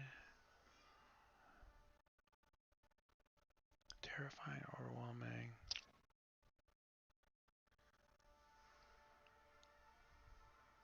So which one are you leaning towards? The outsmarting, terrifying, overwhelming, or the disabling thing? I'm actually going towards the disabling, making them incapacitating them, making them unable to continue. All right, disabling. Because as a follow-up, if there's any left, I'm gonna talk to them. Well, you can try. Disabling them or knocking them out. Yeah, okay. Roll sense. This will be against one of the two groups that are out there. But yeah, go ahead and roll sense to finish that. Now, is that with hope or just plain? I think it's with. Isn't it with hope because of James? Win? From advantage. That gives you the ability to finish them. Oh, okay. Around if Anne is around other people that can hope. Yeah. Right. I think what he was saying was if other people are around, you might be able to get hope from some of the other people. Your thing, what Wynn did was give you the ability to use finish them as a move.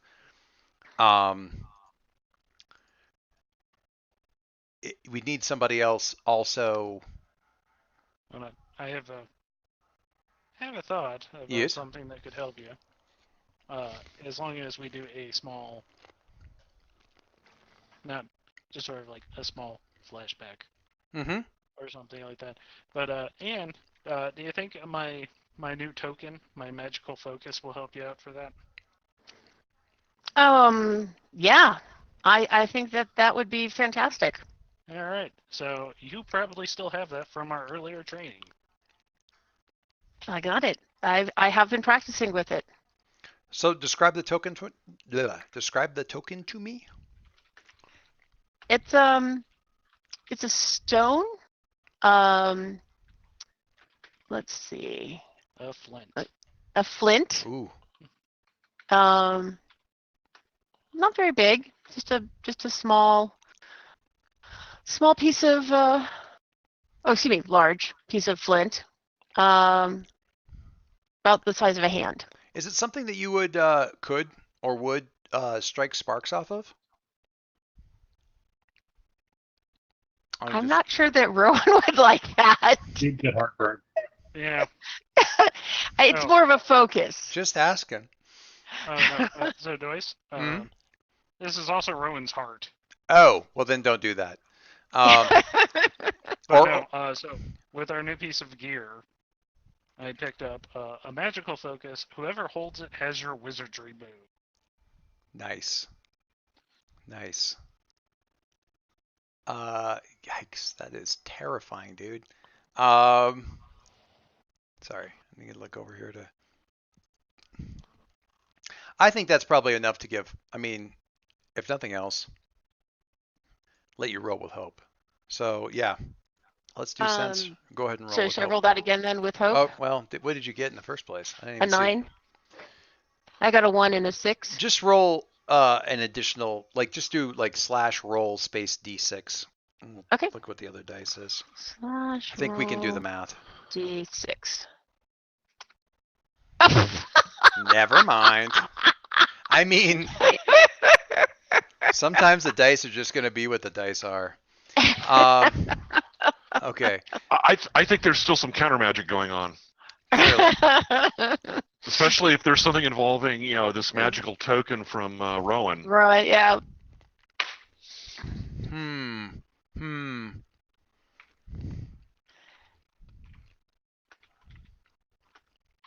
So, Let me. can I'm I? looking at something here real quick. I'm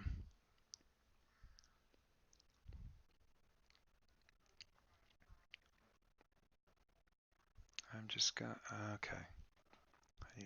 Sorry, I'm looking Is at there a way you. I can pay the price to make that a 10? Yes.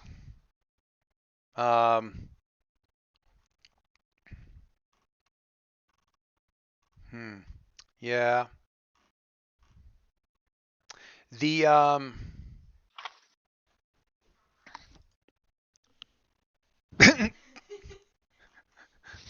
my daughter just I can't even explain what she just did. She's being funny.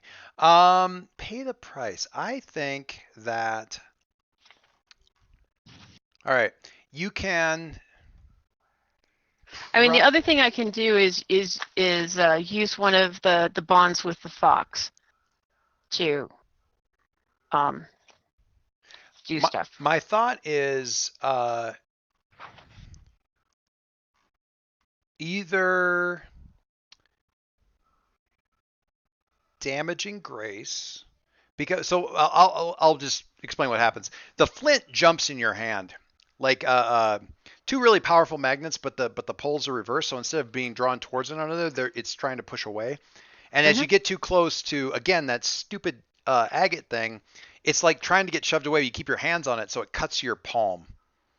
Because flint's sharp, right? So it jerks in your hand and cuts you. It's also magical artifact tied to Rowan. A lot of weirdness there.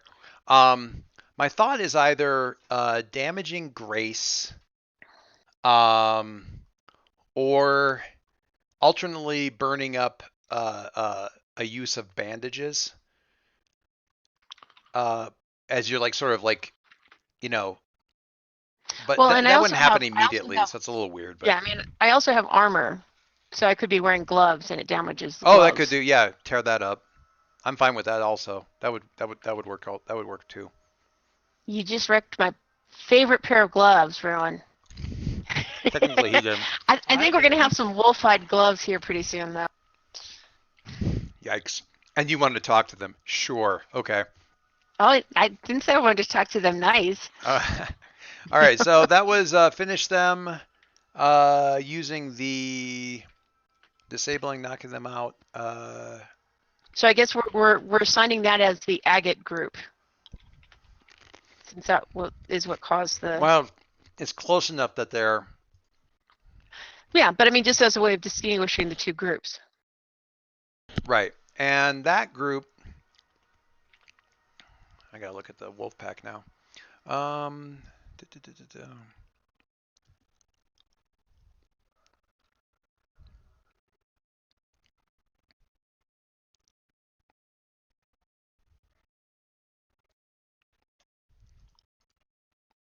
Just need to look at a move here.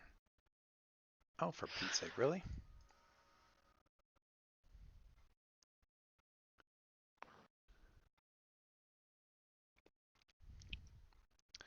All right.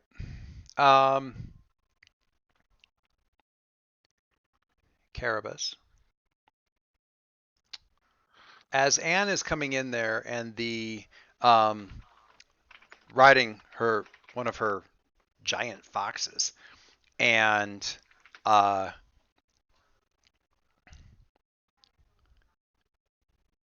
driving kind of the mist away from one of these things, and they're nipping and growling and sort of snapping at these things, and she's got this weird kind of flint up in her hand that's also kind of sort of, she seems to be struggling to hold on to it and kind of grimacing against the effort of that kind of deal.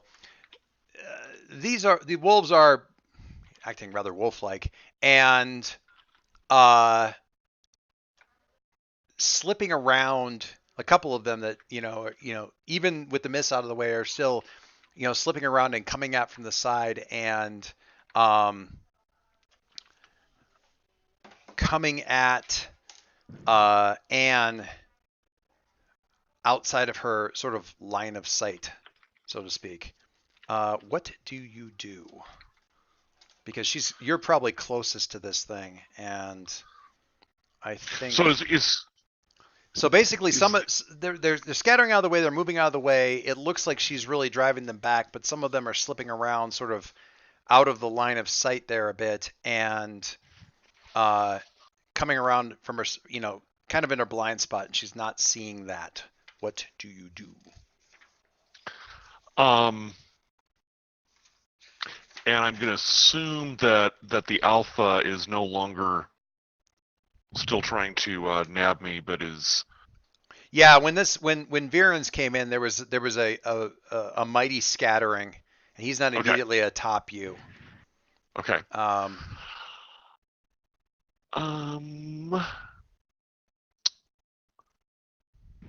Unfortunately, I'm not one who has gone for the missile weapon sort of thing. Well, you're not so very far away that you couldn't leap into. I mean, she's coming to your aid, so I'm assuming that she's within Okay. 5 or 6 yards, 10, 15 feet, Well, in that case, I will.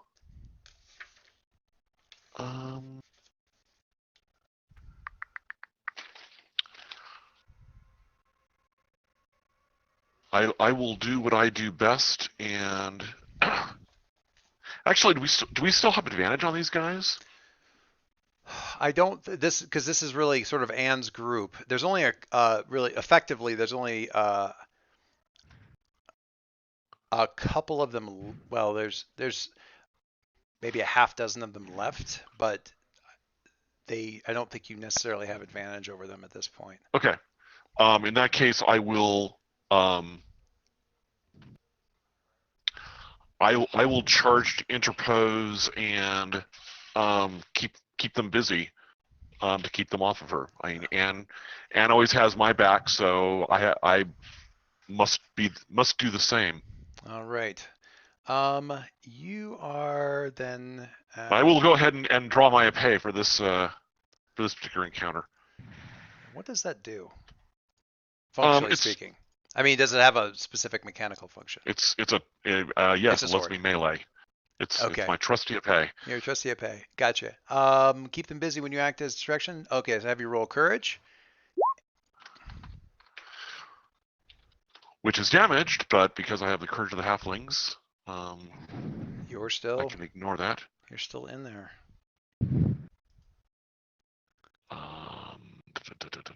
Did that? Okay, let me pull up the freaking window here. Sorry. No worries. There it is. Neither hope nor despair. An 8. I succeed partially. Yes, you do. But I do get to sting like a bee again because I got part of my 7. Keep them busy thing. All right. See what kind of options you want there. You are keeping them busy. You're acting as a distraction to buy some time. Keeping a fair number of them busy. They're, I think,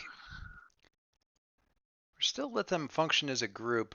They're actually retreating because this is sort of what Marjorie was going for. So what I'm damaging, the stat I'm damaging on that particular group, just so you guys know, is loyal. Wolves stick together and look out for each other. When this set is damaged, they will coordinate to let their wounded flee safely before backing off. So there's some staying in the fight, while others of them are pulling back into the shadows on this side of things.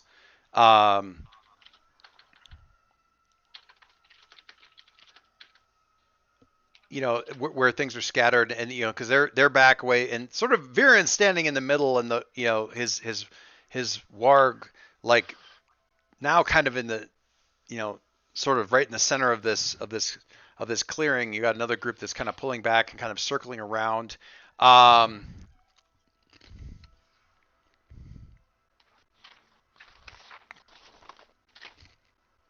That group is still being kept busy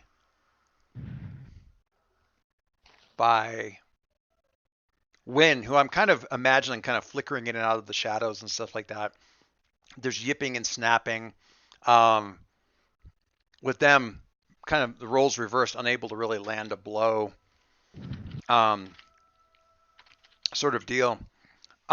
Rowan, you've got still a good sized chunk, probably a dozen or more wolves that have sort of scattered to the left and are seem to be getting ready to figure out some way, if not to flank to actually go after Viren's and figure out some way to get around him and go after easier meat. But they're definitely not paying attention to anybody who should by all rights be wrapped around a tree right now. What do you do? As Win is sort of flickering around you and throughout the trees and doing his thing. So just so I make sure I have this clear, we still have the two groups left, correct? There are two groups. There's two groups. One of them is doing sort of a organized retreat. Mm-hmm. The few that are trying to like sort of nip at Anne's heels are being kept busy by Carabas. So those two are kind of together. Viren's is wheeling about on his mount and sighting out where to go there, and the warg is still probably throwing a wolf off to the side out, carrying in his maw sort of as an afterthought. Winds has turned this particular stretch of forest into a haunted wood, and you've got sort of what would have been to Viren's left the other pack of wolves that we'll say are being like sort of marshaled for some sort of attack maneuver. Last standing, probably aiming maybe going as a big rush at Anne and Carabas, because Viren's is a non-starter. Is there something I can confirm with that? Get something more solid on that with my look closely that I get with the Sting Like a Bee? Sure. What's the question you want? Well, tell me about the remaining wolves. What are they doing, and what will they do next? So that I can communicate that to anybody around so that they can take the proper effective action. The leader is with that group. He is looking straight at you. He is not looking at any of the wolves that seem like they're about ready to go anywhere. He is growling a warning. Yeah, growling warnings. Obey. And you, since you're using look closely, he's not looking at you. He's looking at that blasted agate in your hand. Yay. So I will taunt him. I will taunt him with it and let him know that I have it, just in case. Anyway, so is there useful intel that I can pass on to Rowan? In terms of what they're going to do next. They want the rock back. They want this crystal back. I think they want this crystal that I'm holding that I took from the leader back. So they will probably be coming after me next. Help! In case you want to be someplace that's useful. All right. Well, Rowan, after dislodging himself from the trees, is just going to be like, ugh. And looked at the axe for a second. It's like, you'd never help. Let that drop. And instead, it's just going to be hand, punch ground, rocks uppercut the wolves. Ooh. So tell me about that move. What is that? I'm not to be trifled with. So, I believe so they have their loyalty is damaged right now. Is that right? Yeah, they're the the one on the left, let's call it the undamaged group. Am I saying that right? Group or gang? The undamaged. Wait for it. Gangs are damaged down to groups. Groups are down Yeah, to individuals. the undamaged group doesn't have any damage stats on it. The gang has its loyalty damaged, which leaves it with Pack Hunter and gang. Pack Hunter and group. The other one is Pack Hunter, loyal, and group. But right now they have 2 good stats, right? Yes, they have 2 good stats. Okay. Well then, I'm damaging my Doom and my we'll say my Wisdom here. Okay. So, you conjure a powerful spell to destroy something in your way. Pay a price when you pay a price, but because my people are the servants of the dark, I don't have to pay a price. Ooh. And then take up to 3 points of damage. I'm taking 2. So that they take 2? You inflict that much damage on your target. Holy moly. Dang, that can really wreck a... Holy pajoli. Yeah. That was when we were going to fight Eki. Mm-hmm. The plan was just to damage all 3 stats and just, like, do this exact same thing. Yikes. Also, just so you know, threats to the world and set paces take no damage from this move. Yeah. Do you want... Also, Go ahead. I'm exhausted and I roll with despair for the rest of the scene. Okay. Do you want to... So you could... So tactically speaking, the group, we'll call it the agate group since Marjorie can't pick that up. The agate group has loyal damage, so they are already retreating. If you do this to the other group, then they're going to be, and you damage loyal amongst the other stuff, they're going to be retreating too. Or you can utterly annihilate one of the groups. My plan was, because it sounded like one of those groups was going after Carabas. The undamaged group is. Oh, yeah. Oh, that's the case. I sorry, for some reason I thought it was the other one. It's totally fine. Well, he's keeping that group busy. So. Okay, well in that case, I'll take all 3 stats, then I'll damage Grace as well, and we'll wipe out that one. Oh, okay. I mean, if you're gonna go big. Go big or go home. What else are you going to damage then? Wisdom, Doom, and what else? Grace. This is not a graceful move whatsoever. So just rocks coming up out of the ground and smashing these things completely just... And you're not even necessarily visible. Like you're not... Or actually, do we just hear you shout something from inside the trees, or do you walk out into the clearing like a half step where we can see you and then you do the punching the ground thing? Which is more terrifying? The fact that you did it blind, or the fact that you walked out and they saw you what you did? I don't know. I kind of felt so. It was like, he basically just falls out of trees. He lands on the ground. He's like, I'm tired of this, and just, like, punches down. Well, okay then.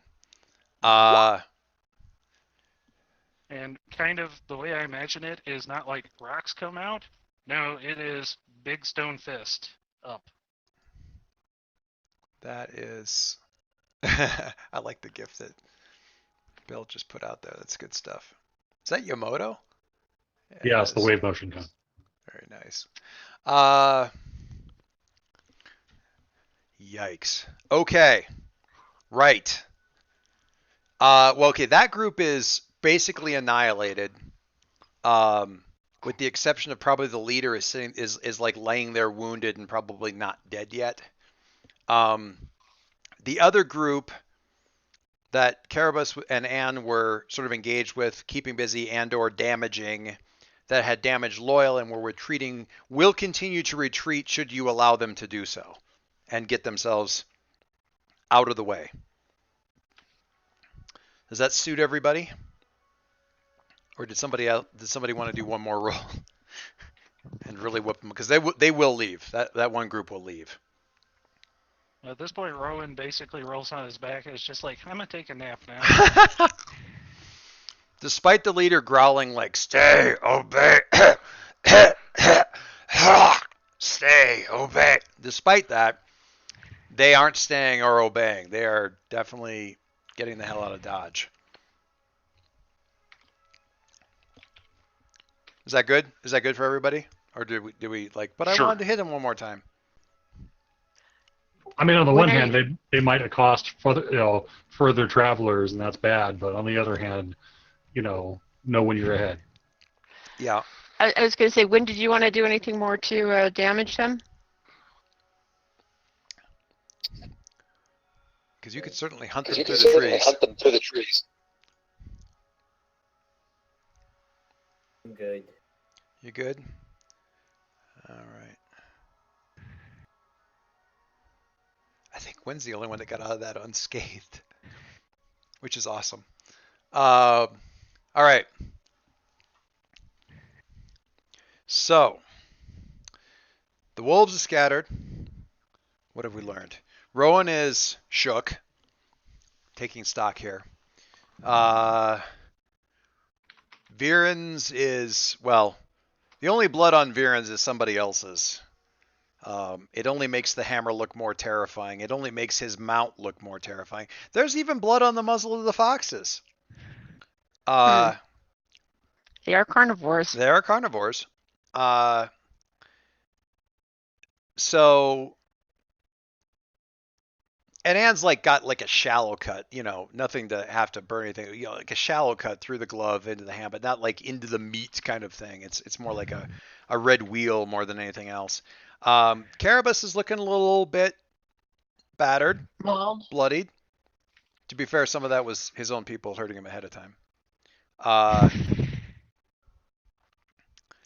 Viren, any words of acknowledgement of Carabas's initial role in this at the end? After it all shakes out? As you've clearly demonstrated, it takes the bravest warrior to execute this plan. Aww. Why, thank you. And then he passes out. No. I'm going to have a bit of a sit down now. Wynn kind of. I do want to build a bond with Carabas over this, though. That sounds great to me.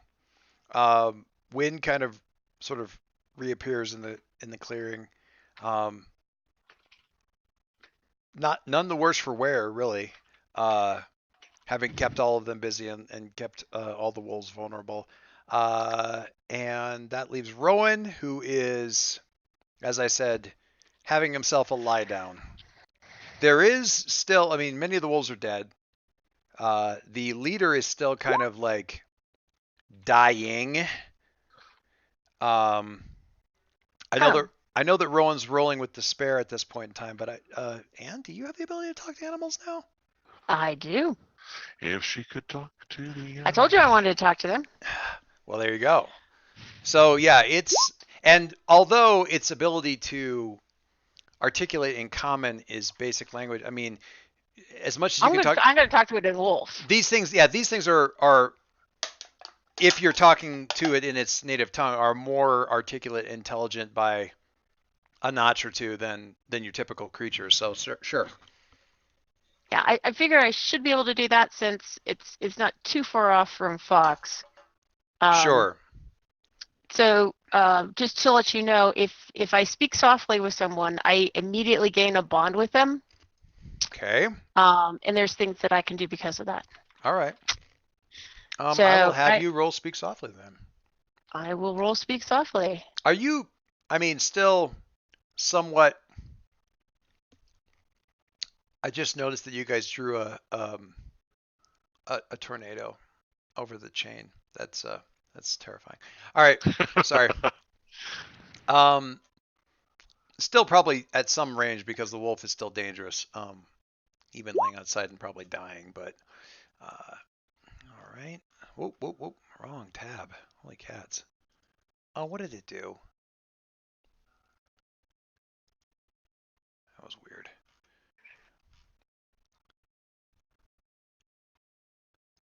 Oh, I saw a beep, but I thought it was Anne.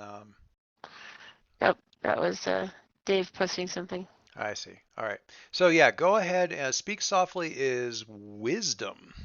So you may. Actually, though, for me, it's sense. Oh, really? Oh yeah, Oh, cool. everything's sense for me. That's handy, because your wisdom is not great. No, my wisdom is not great.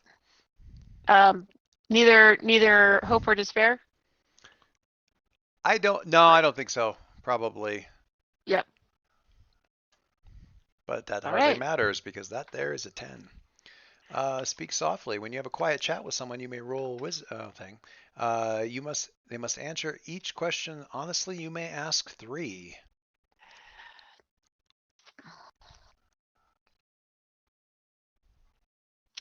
All right. So,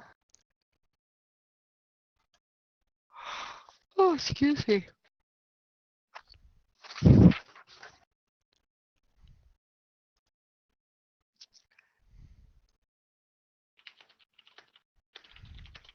Sorry, I'm getting to the right place to find the questions. No problem.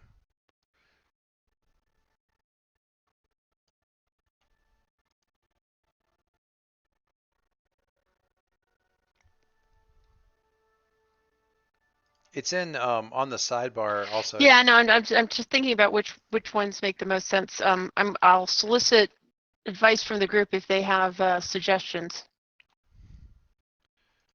This is speaking softly with the wolf. So my choices are what can they tell us about blank? What were they doing and what are they going to do next? Well, that's sort of obvious. Yeah. What should I be wary of when dealing with them? What do they want and how could we help them get it? And what would they have us do next? Yeah.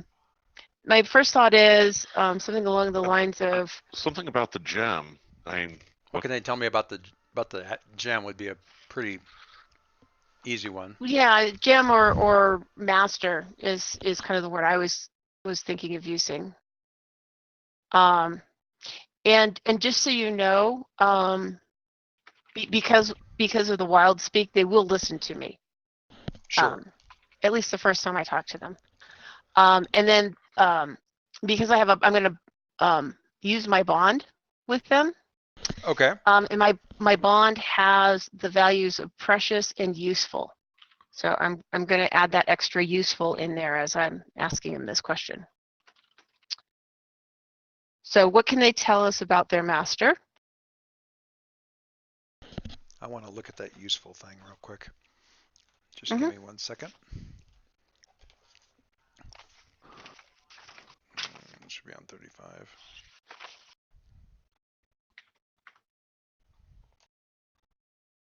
The short description is one use of to produce something helpful.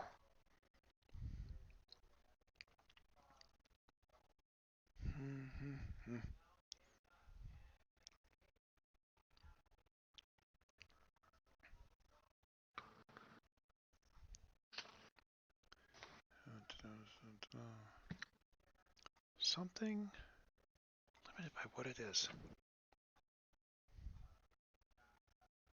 Okay. What was the? Oh, sorry. So, what was the target of the first question? What can you tell me about the stone or the master or? The master. What can you tell us about your master? Tell me about your master. And I'm gesturing towards the agate. Woman, harbinger.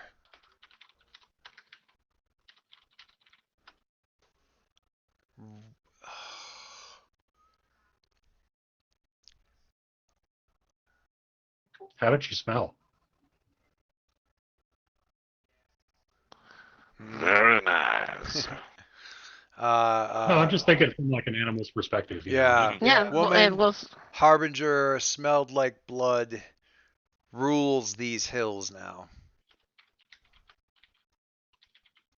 Do I get the impression he means Midland by that? Probably this like some wolf-sized roaming territory of this mountain range. What rules means to a wolf is probably like Has domain over. the alpha, Hmm. you know.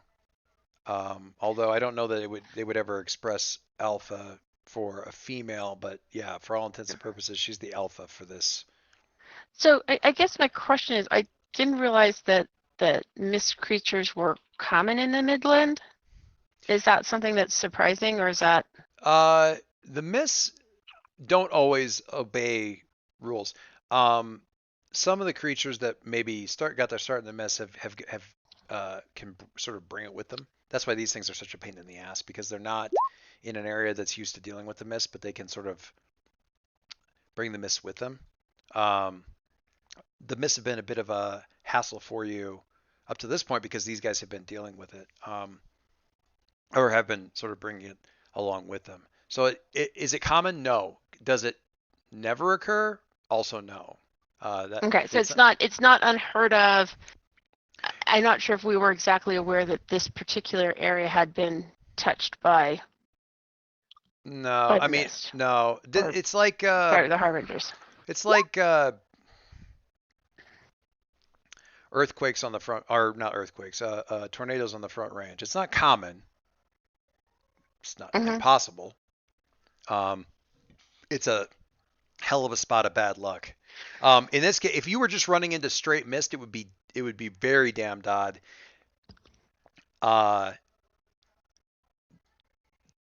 These creatures being here makes it a lot less odd because it's really more of an effect of them than it is of there's mist in the mountains. Yeah, their manipulation of the Yeah, mist. they're here, so there's going to be mist. And these things were sent or commanded or something, or well, they were here, so yeah. They're a bane on the borders of lots of areas, you know. So, yeah, about the mistress, woman, harbinger, smells like blood. Functionally speaking, the alpha of the alpha of the mountains. Hey, Joyce. Mm. So let me ask you a question here. Sure. Because I don't know if Rowan is going to be close enough to kind of overhear the whole conversation or not. I don't think you're very far away. I mean, I don't want to make it difficult, but carry on. Could I perhaps reach into my magic trinkets and produce something that would also have Myra scent, just to see if the wolf is talking about Myra specifically?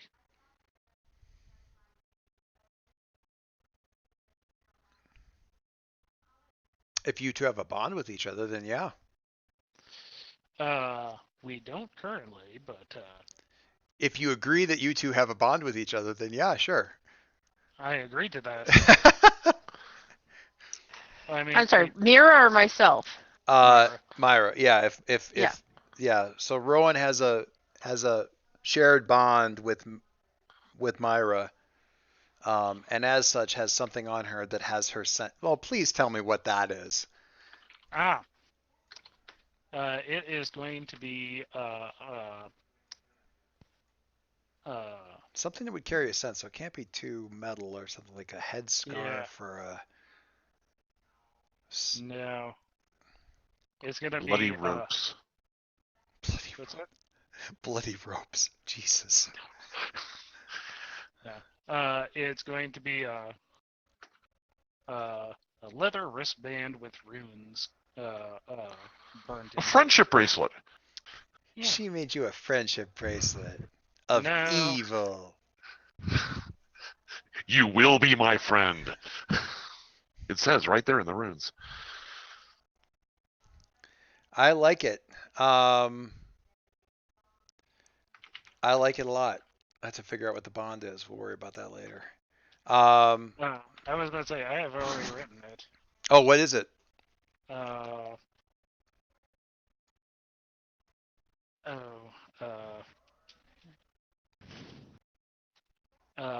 Myra and I competed over Rashawn's inheritance.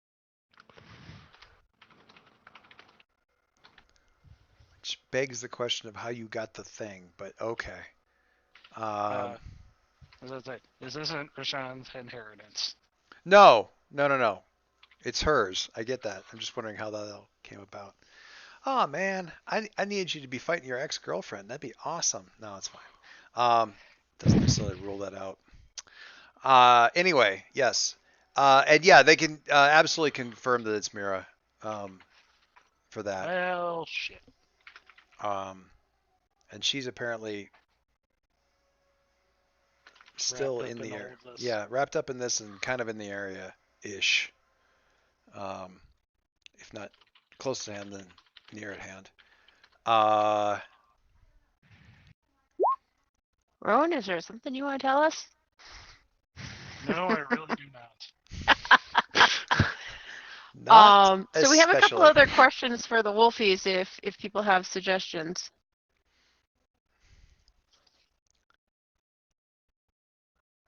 I kind of want to burn one of the have burned one of the questions on confirming it's Mira, but I'm not that. That's fine. Yeah. I'm good with that.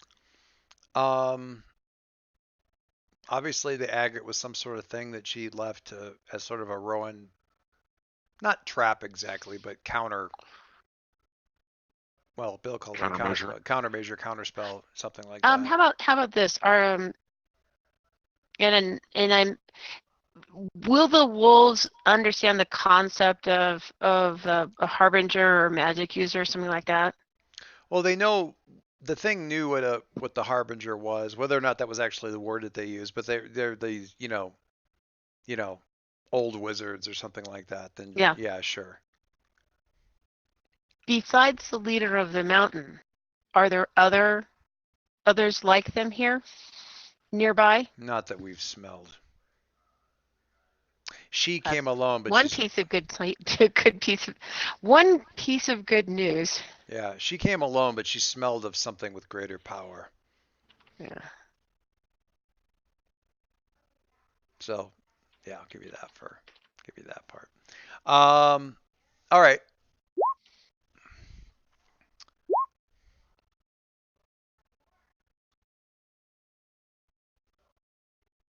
I think that's about. What did I miss? James's link. Going back up in here.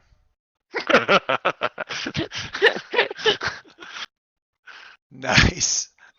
Oh my God, that's so good. I do not understand this reference. But I'm greatly worried by it. It's Did you watch Korra? No, I have the Blu-ray sitting right by me though.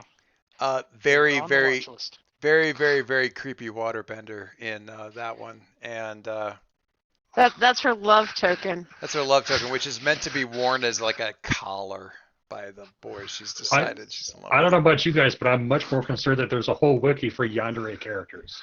Okay. I mean, and then it has 100.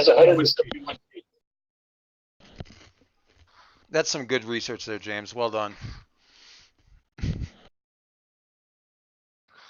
Okay, that was a term I had not run across before, but yes.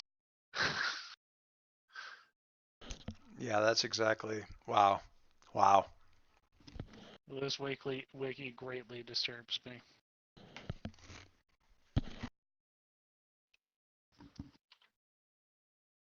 For the record, I was just Googling for the picture. I didn't go searching for the wiki.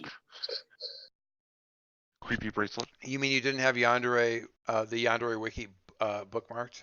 Just waiting there? I believe you. No. Thank God. Such a great character. Anyway, I mean, great.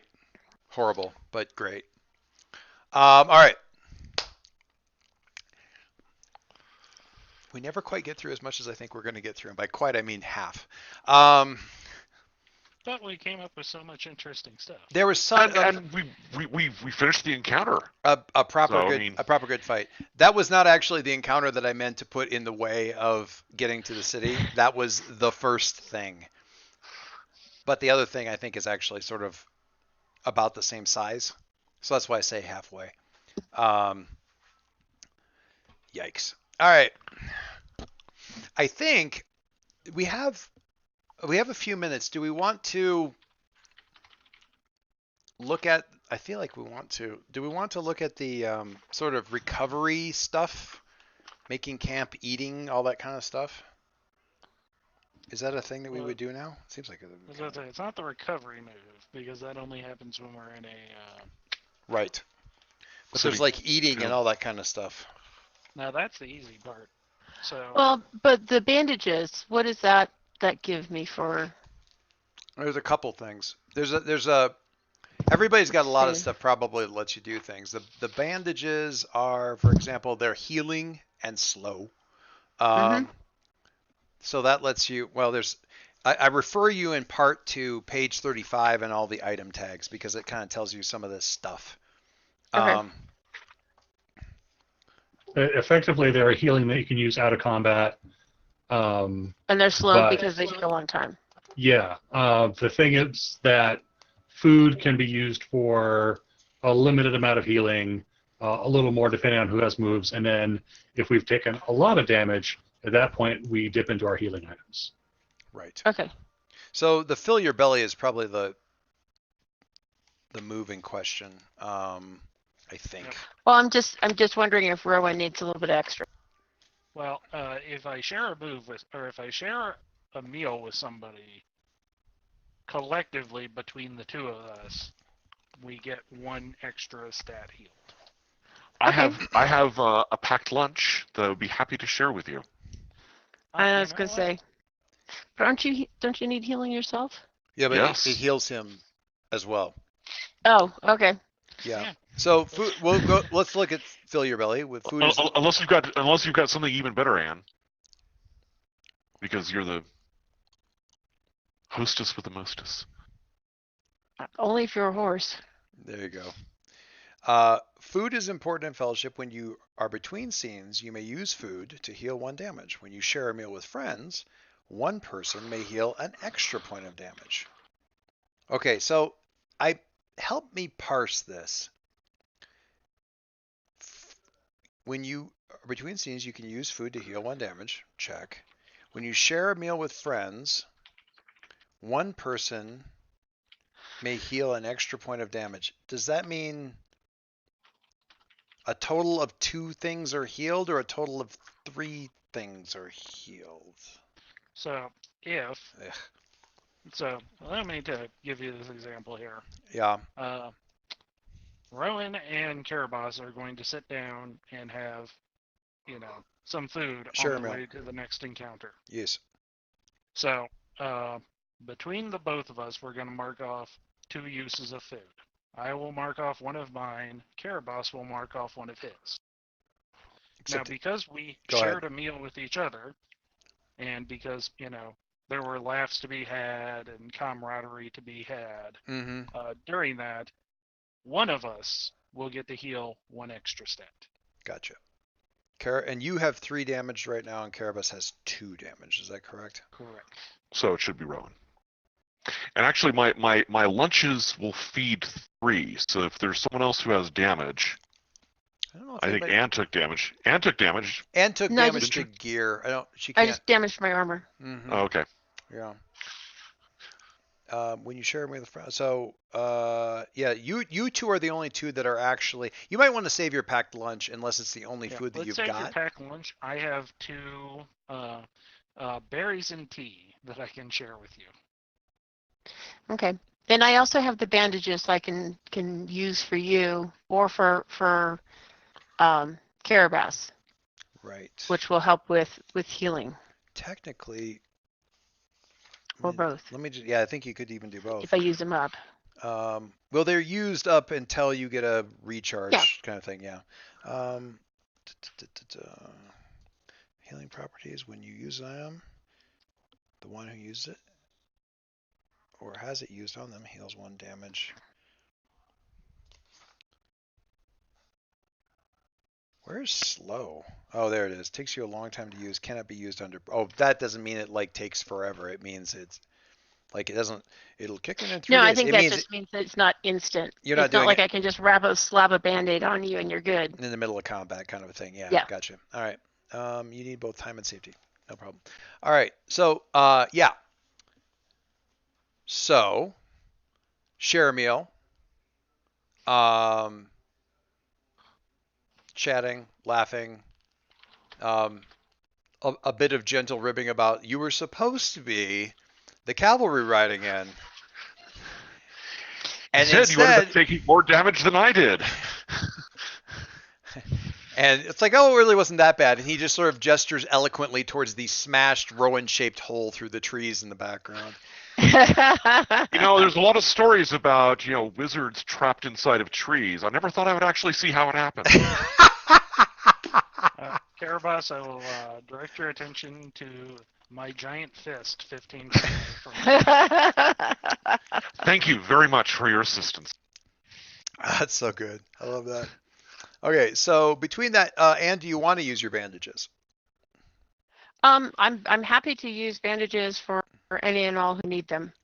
I think the other damage that took place was Viren's quote I unquote. marked off gear. It's not actual damage. He marked off some gear, not actual damage. Yours was marked off gear. It's not actual damage. Rowan still has like some armor marked off, but that's again not actual damage. If you do the bandages, you've pretty much taken care of all the injuries that could be taken care of.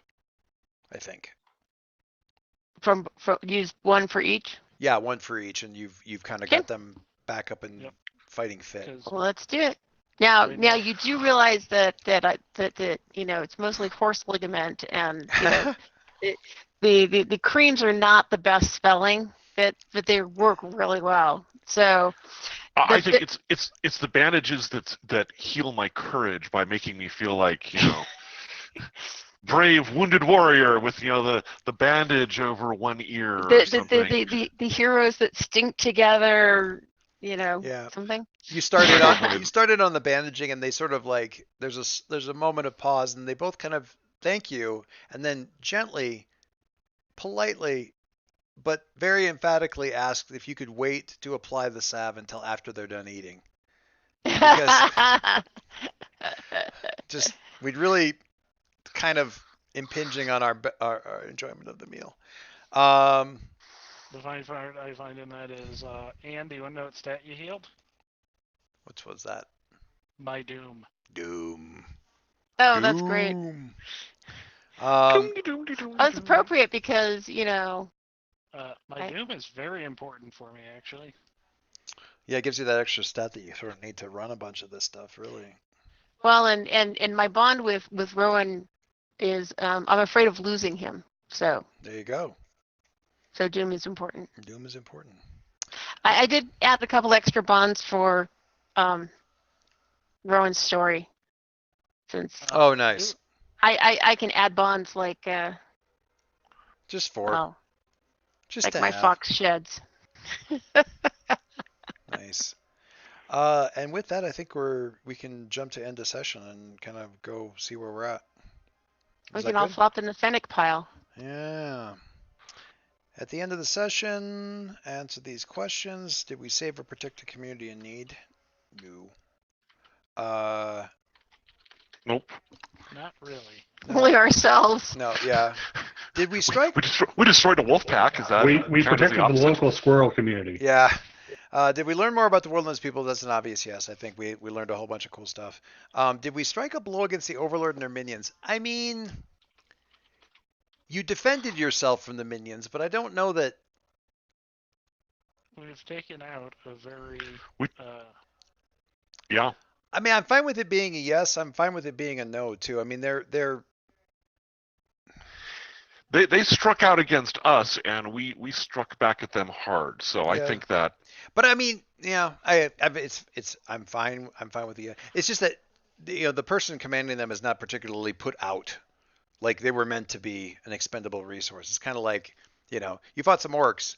The orcs all died. I'm not sure if it counts as striking a blow, but I say orcs in the Tolkien context. Not this. Oh, sorry. Hang on here one second. Thanks, buddy. If you guys, I meant orcs in the Tolkien sense. Okay, hang on. That makes it feel much better. I'm not racist, but I'm talking about those other orcs. Kaylee, come back in here. A question for the group that has nothing to do with the game. I need a phrase that means conclusion, but isn't all in all, or finally, in context of an essay. In sum. In sum, like In SUM. summary. In summary. Oh, In summary. okay, thanks. That's literally all I needed, and that took you like 20 minutes. I didn't read it, so Oh my god. it you're technically only took me like 4 ridiculous. seconds, because I didn't actually read it. Terrible. You wrote too small. It's really your fault. I'm a good Nice, parent. nice parenting there, Joyce. Whatever. She has a massive essay that she has to do kind of in class tomorrow. But she can outline it really, really thoroughly tonight. So,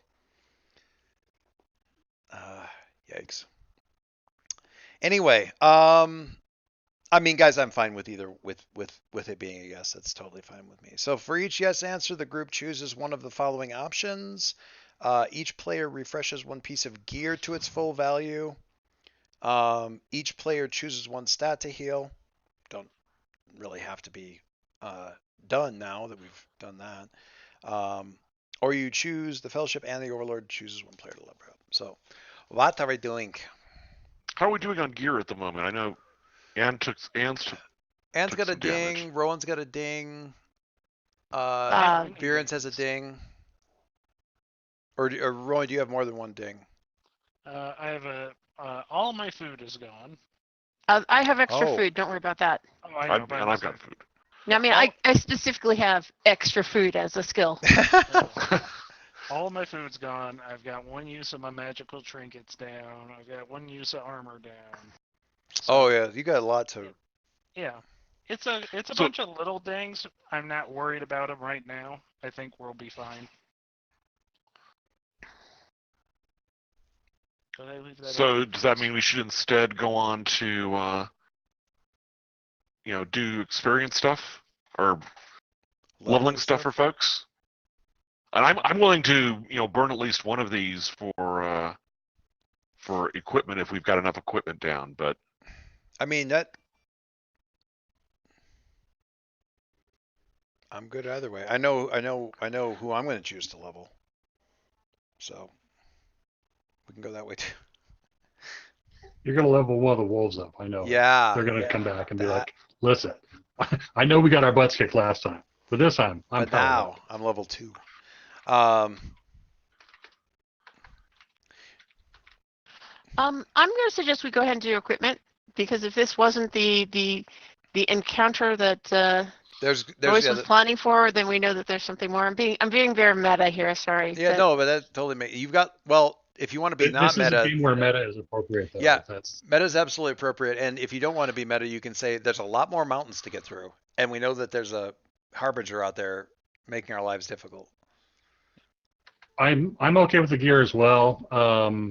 I feel like we just recently got levels, and we just got to basically test out those levels, and it feels like this was a good, straightforward encounter that did about as much damage to us as it should.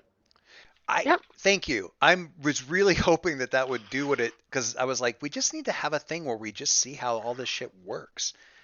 Like nobody really got their asses kicked. We used the healing mechanics that the game provides, up front. We used some of our gear, but not all of it, not a lot. And we did a lot of damage. So yeah, this feels like it's like we're Yes, at we a good felt level. heroic. Yeah, and it definitely tough fight, but entirely doable tough fight with some dents and dings afterwards. Good stuff. So it sounds like one for gear, but do we have 2 yeses? So do we do 2 for gear and get as refreshed as we can, or what do we do? Because that's going to be a little unnecessary, but it's going to help Rowan a lot. I was gonna say, let's do one, Okay. and we'll see how we look afterwards. Because I don't remember if it's this move or if it's a different move. 1 second. Checking the book.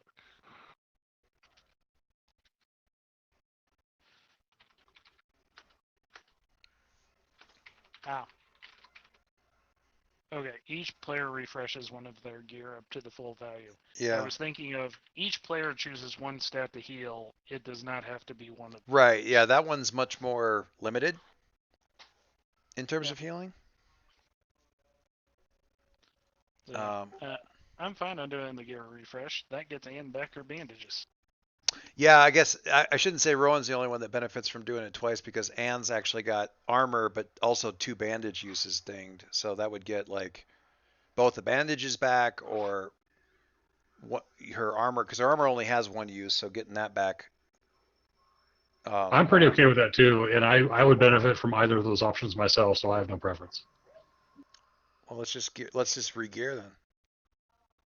I say this partly because I don't know. One of the things that happens when the Overlord levels is I get to advance my plans, and that puts you guys in a bit of a hole at town when you get to the town because you know it puts you that much closer to like basically get everything right or the City Falls like awfully quick after you guys get there, kind of stuff.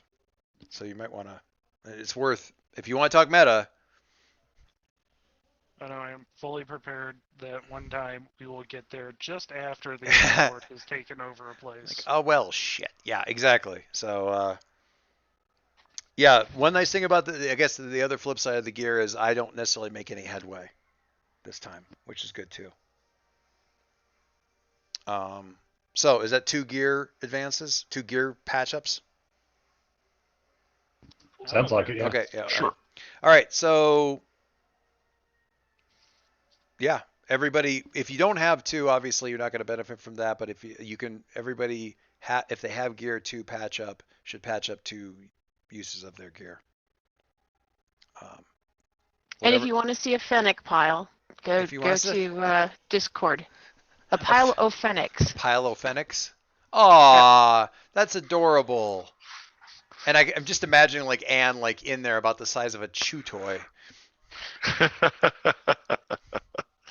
Yes. So just so you guys know, Fennecs are very, and this is they very much do naturally sleep together like this. So. Well, you probably won't freeze to death, but you may smother. And the fur is very soft. I'm sure that once a certain catling is well introduced to them, he'll find it as quite an enjoyable place to be. Occasionally, I project the orcs as sort of Klingons and hearing Baron's like, orcs do not cuddle. Anyway, I am not a merry man. Anyway, all right. Well, we're about at the witching hour. I think we're a little bit past the witching hour, so I'm gonna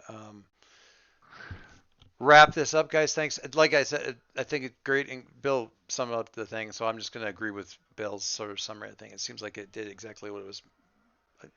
For me, at least, it did exactly what it was meant to do, which is to actually let us kick the tires on some of the systems that we hadn't got a chance to touch. A lot of the systems we hadn't got a chance to touch, which is awesome. Very excited about that. And next time, we'll get through the rest of the mountains, and by God, get to where we're meant to go. Sounds good. What? I mean, yeah. I am, for purposes of reference, if anybody wants to like really go behind the scenes looking at basically I'm tweaking the set piece of the Haunted Forest? Something like that. It's in here somewhere. The mountain one was really, I thought, not terribly engaging, but on the very next page, I realized I was missing out on a kind of a nice little. There's a lot of stuff like there's a lot of, I don't know, call it will-o'-the-wisp threats and things like that, but I think it makes for a fun little thing and lets us kind of call out some interesting stuff about the group and stuff like that. Yeah, page 214. You don't need to look at it. It's up there, and the stats are what the stats are. So anyhow, that's what we're going to kind of look at as we work our way through the mountains, and then climb the chains to get to the top. I'm just kidding. But finally get to change across. Cool. And James, I hope that you are able to use one of these equipment recovering maneuvers to heal your internet connection, because that was super. That it sounded like it was very, very frustrating, and I have run through that kind of problem in the past, and it sucks. So many. You definitely have all of our sympathy. Yes, it is. It is very stinky. So, all right, guys, thanks so much. I'm going to get going and see if I can get my daughter done with her essay prep and off to bed because it is late. And I've gotten very spoiled. Her study hall is the last period of the day, and it's a full-length period, and so she almost never comes home with homework this year. And Nice. this year, Good for her to appropriately use. Tell Oh, her. no, seriously, yeah, Very right? good kudos for using her time wisely. She's actually, first of all, yes, and I absolutely agree.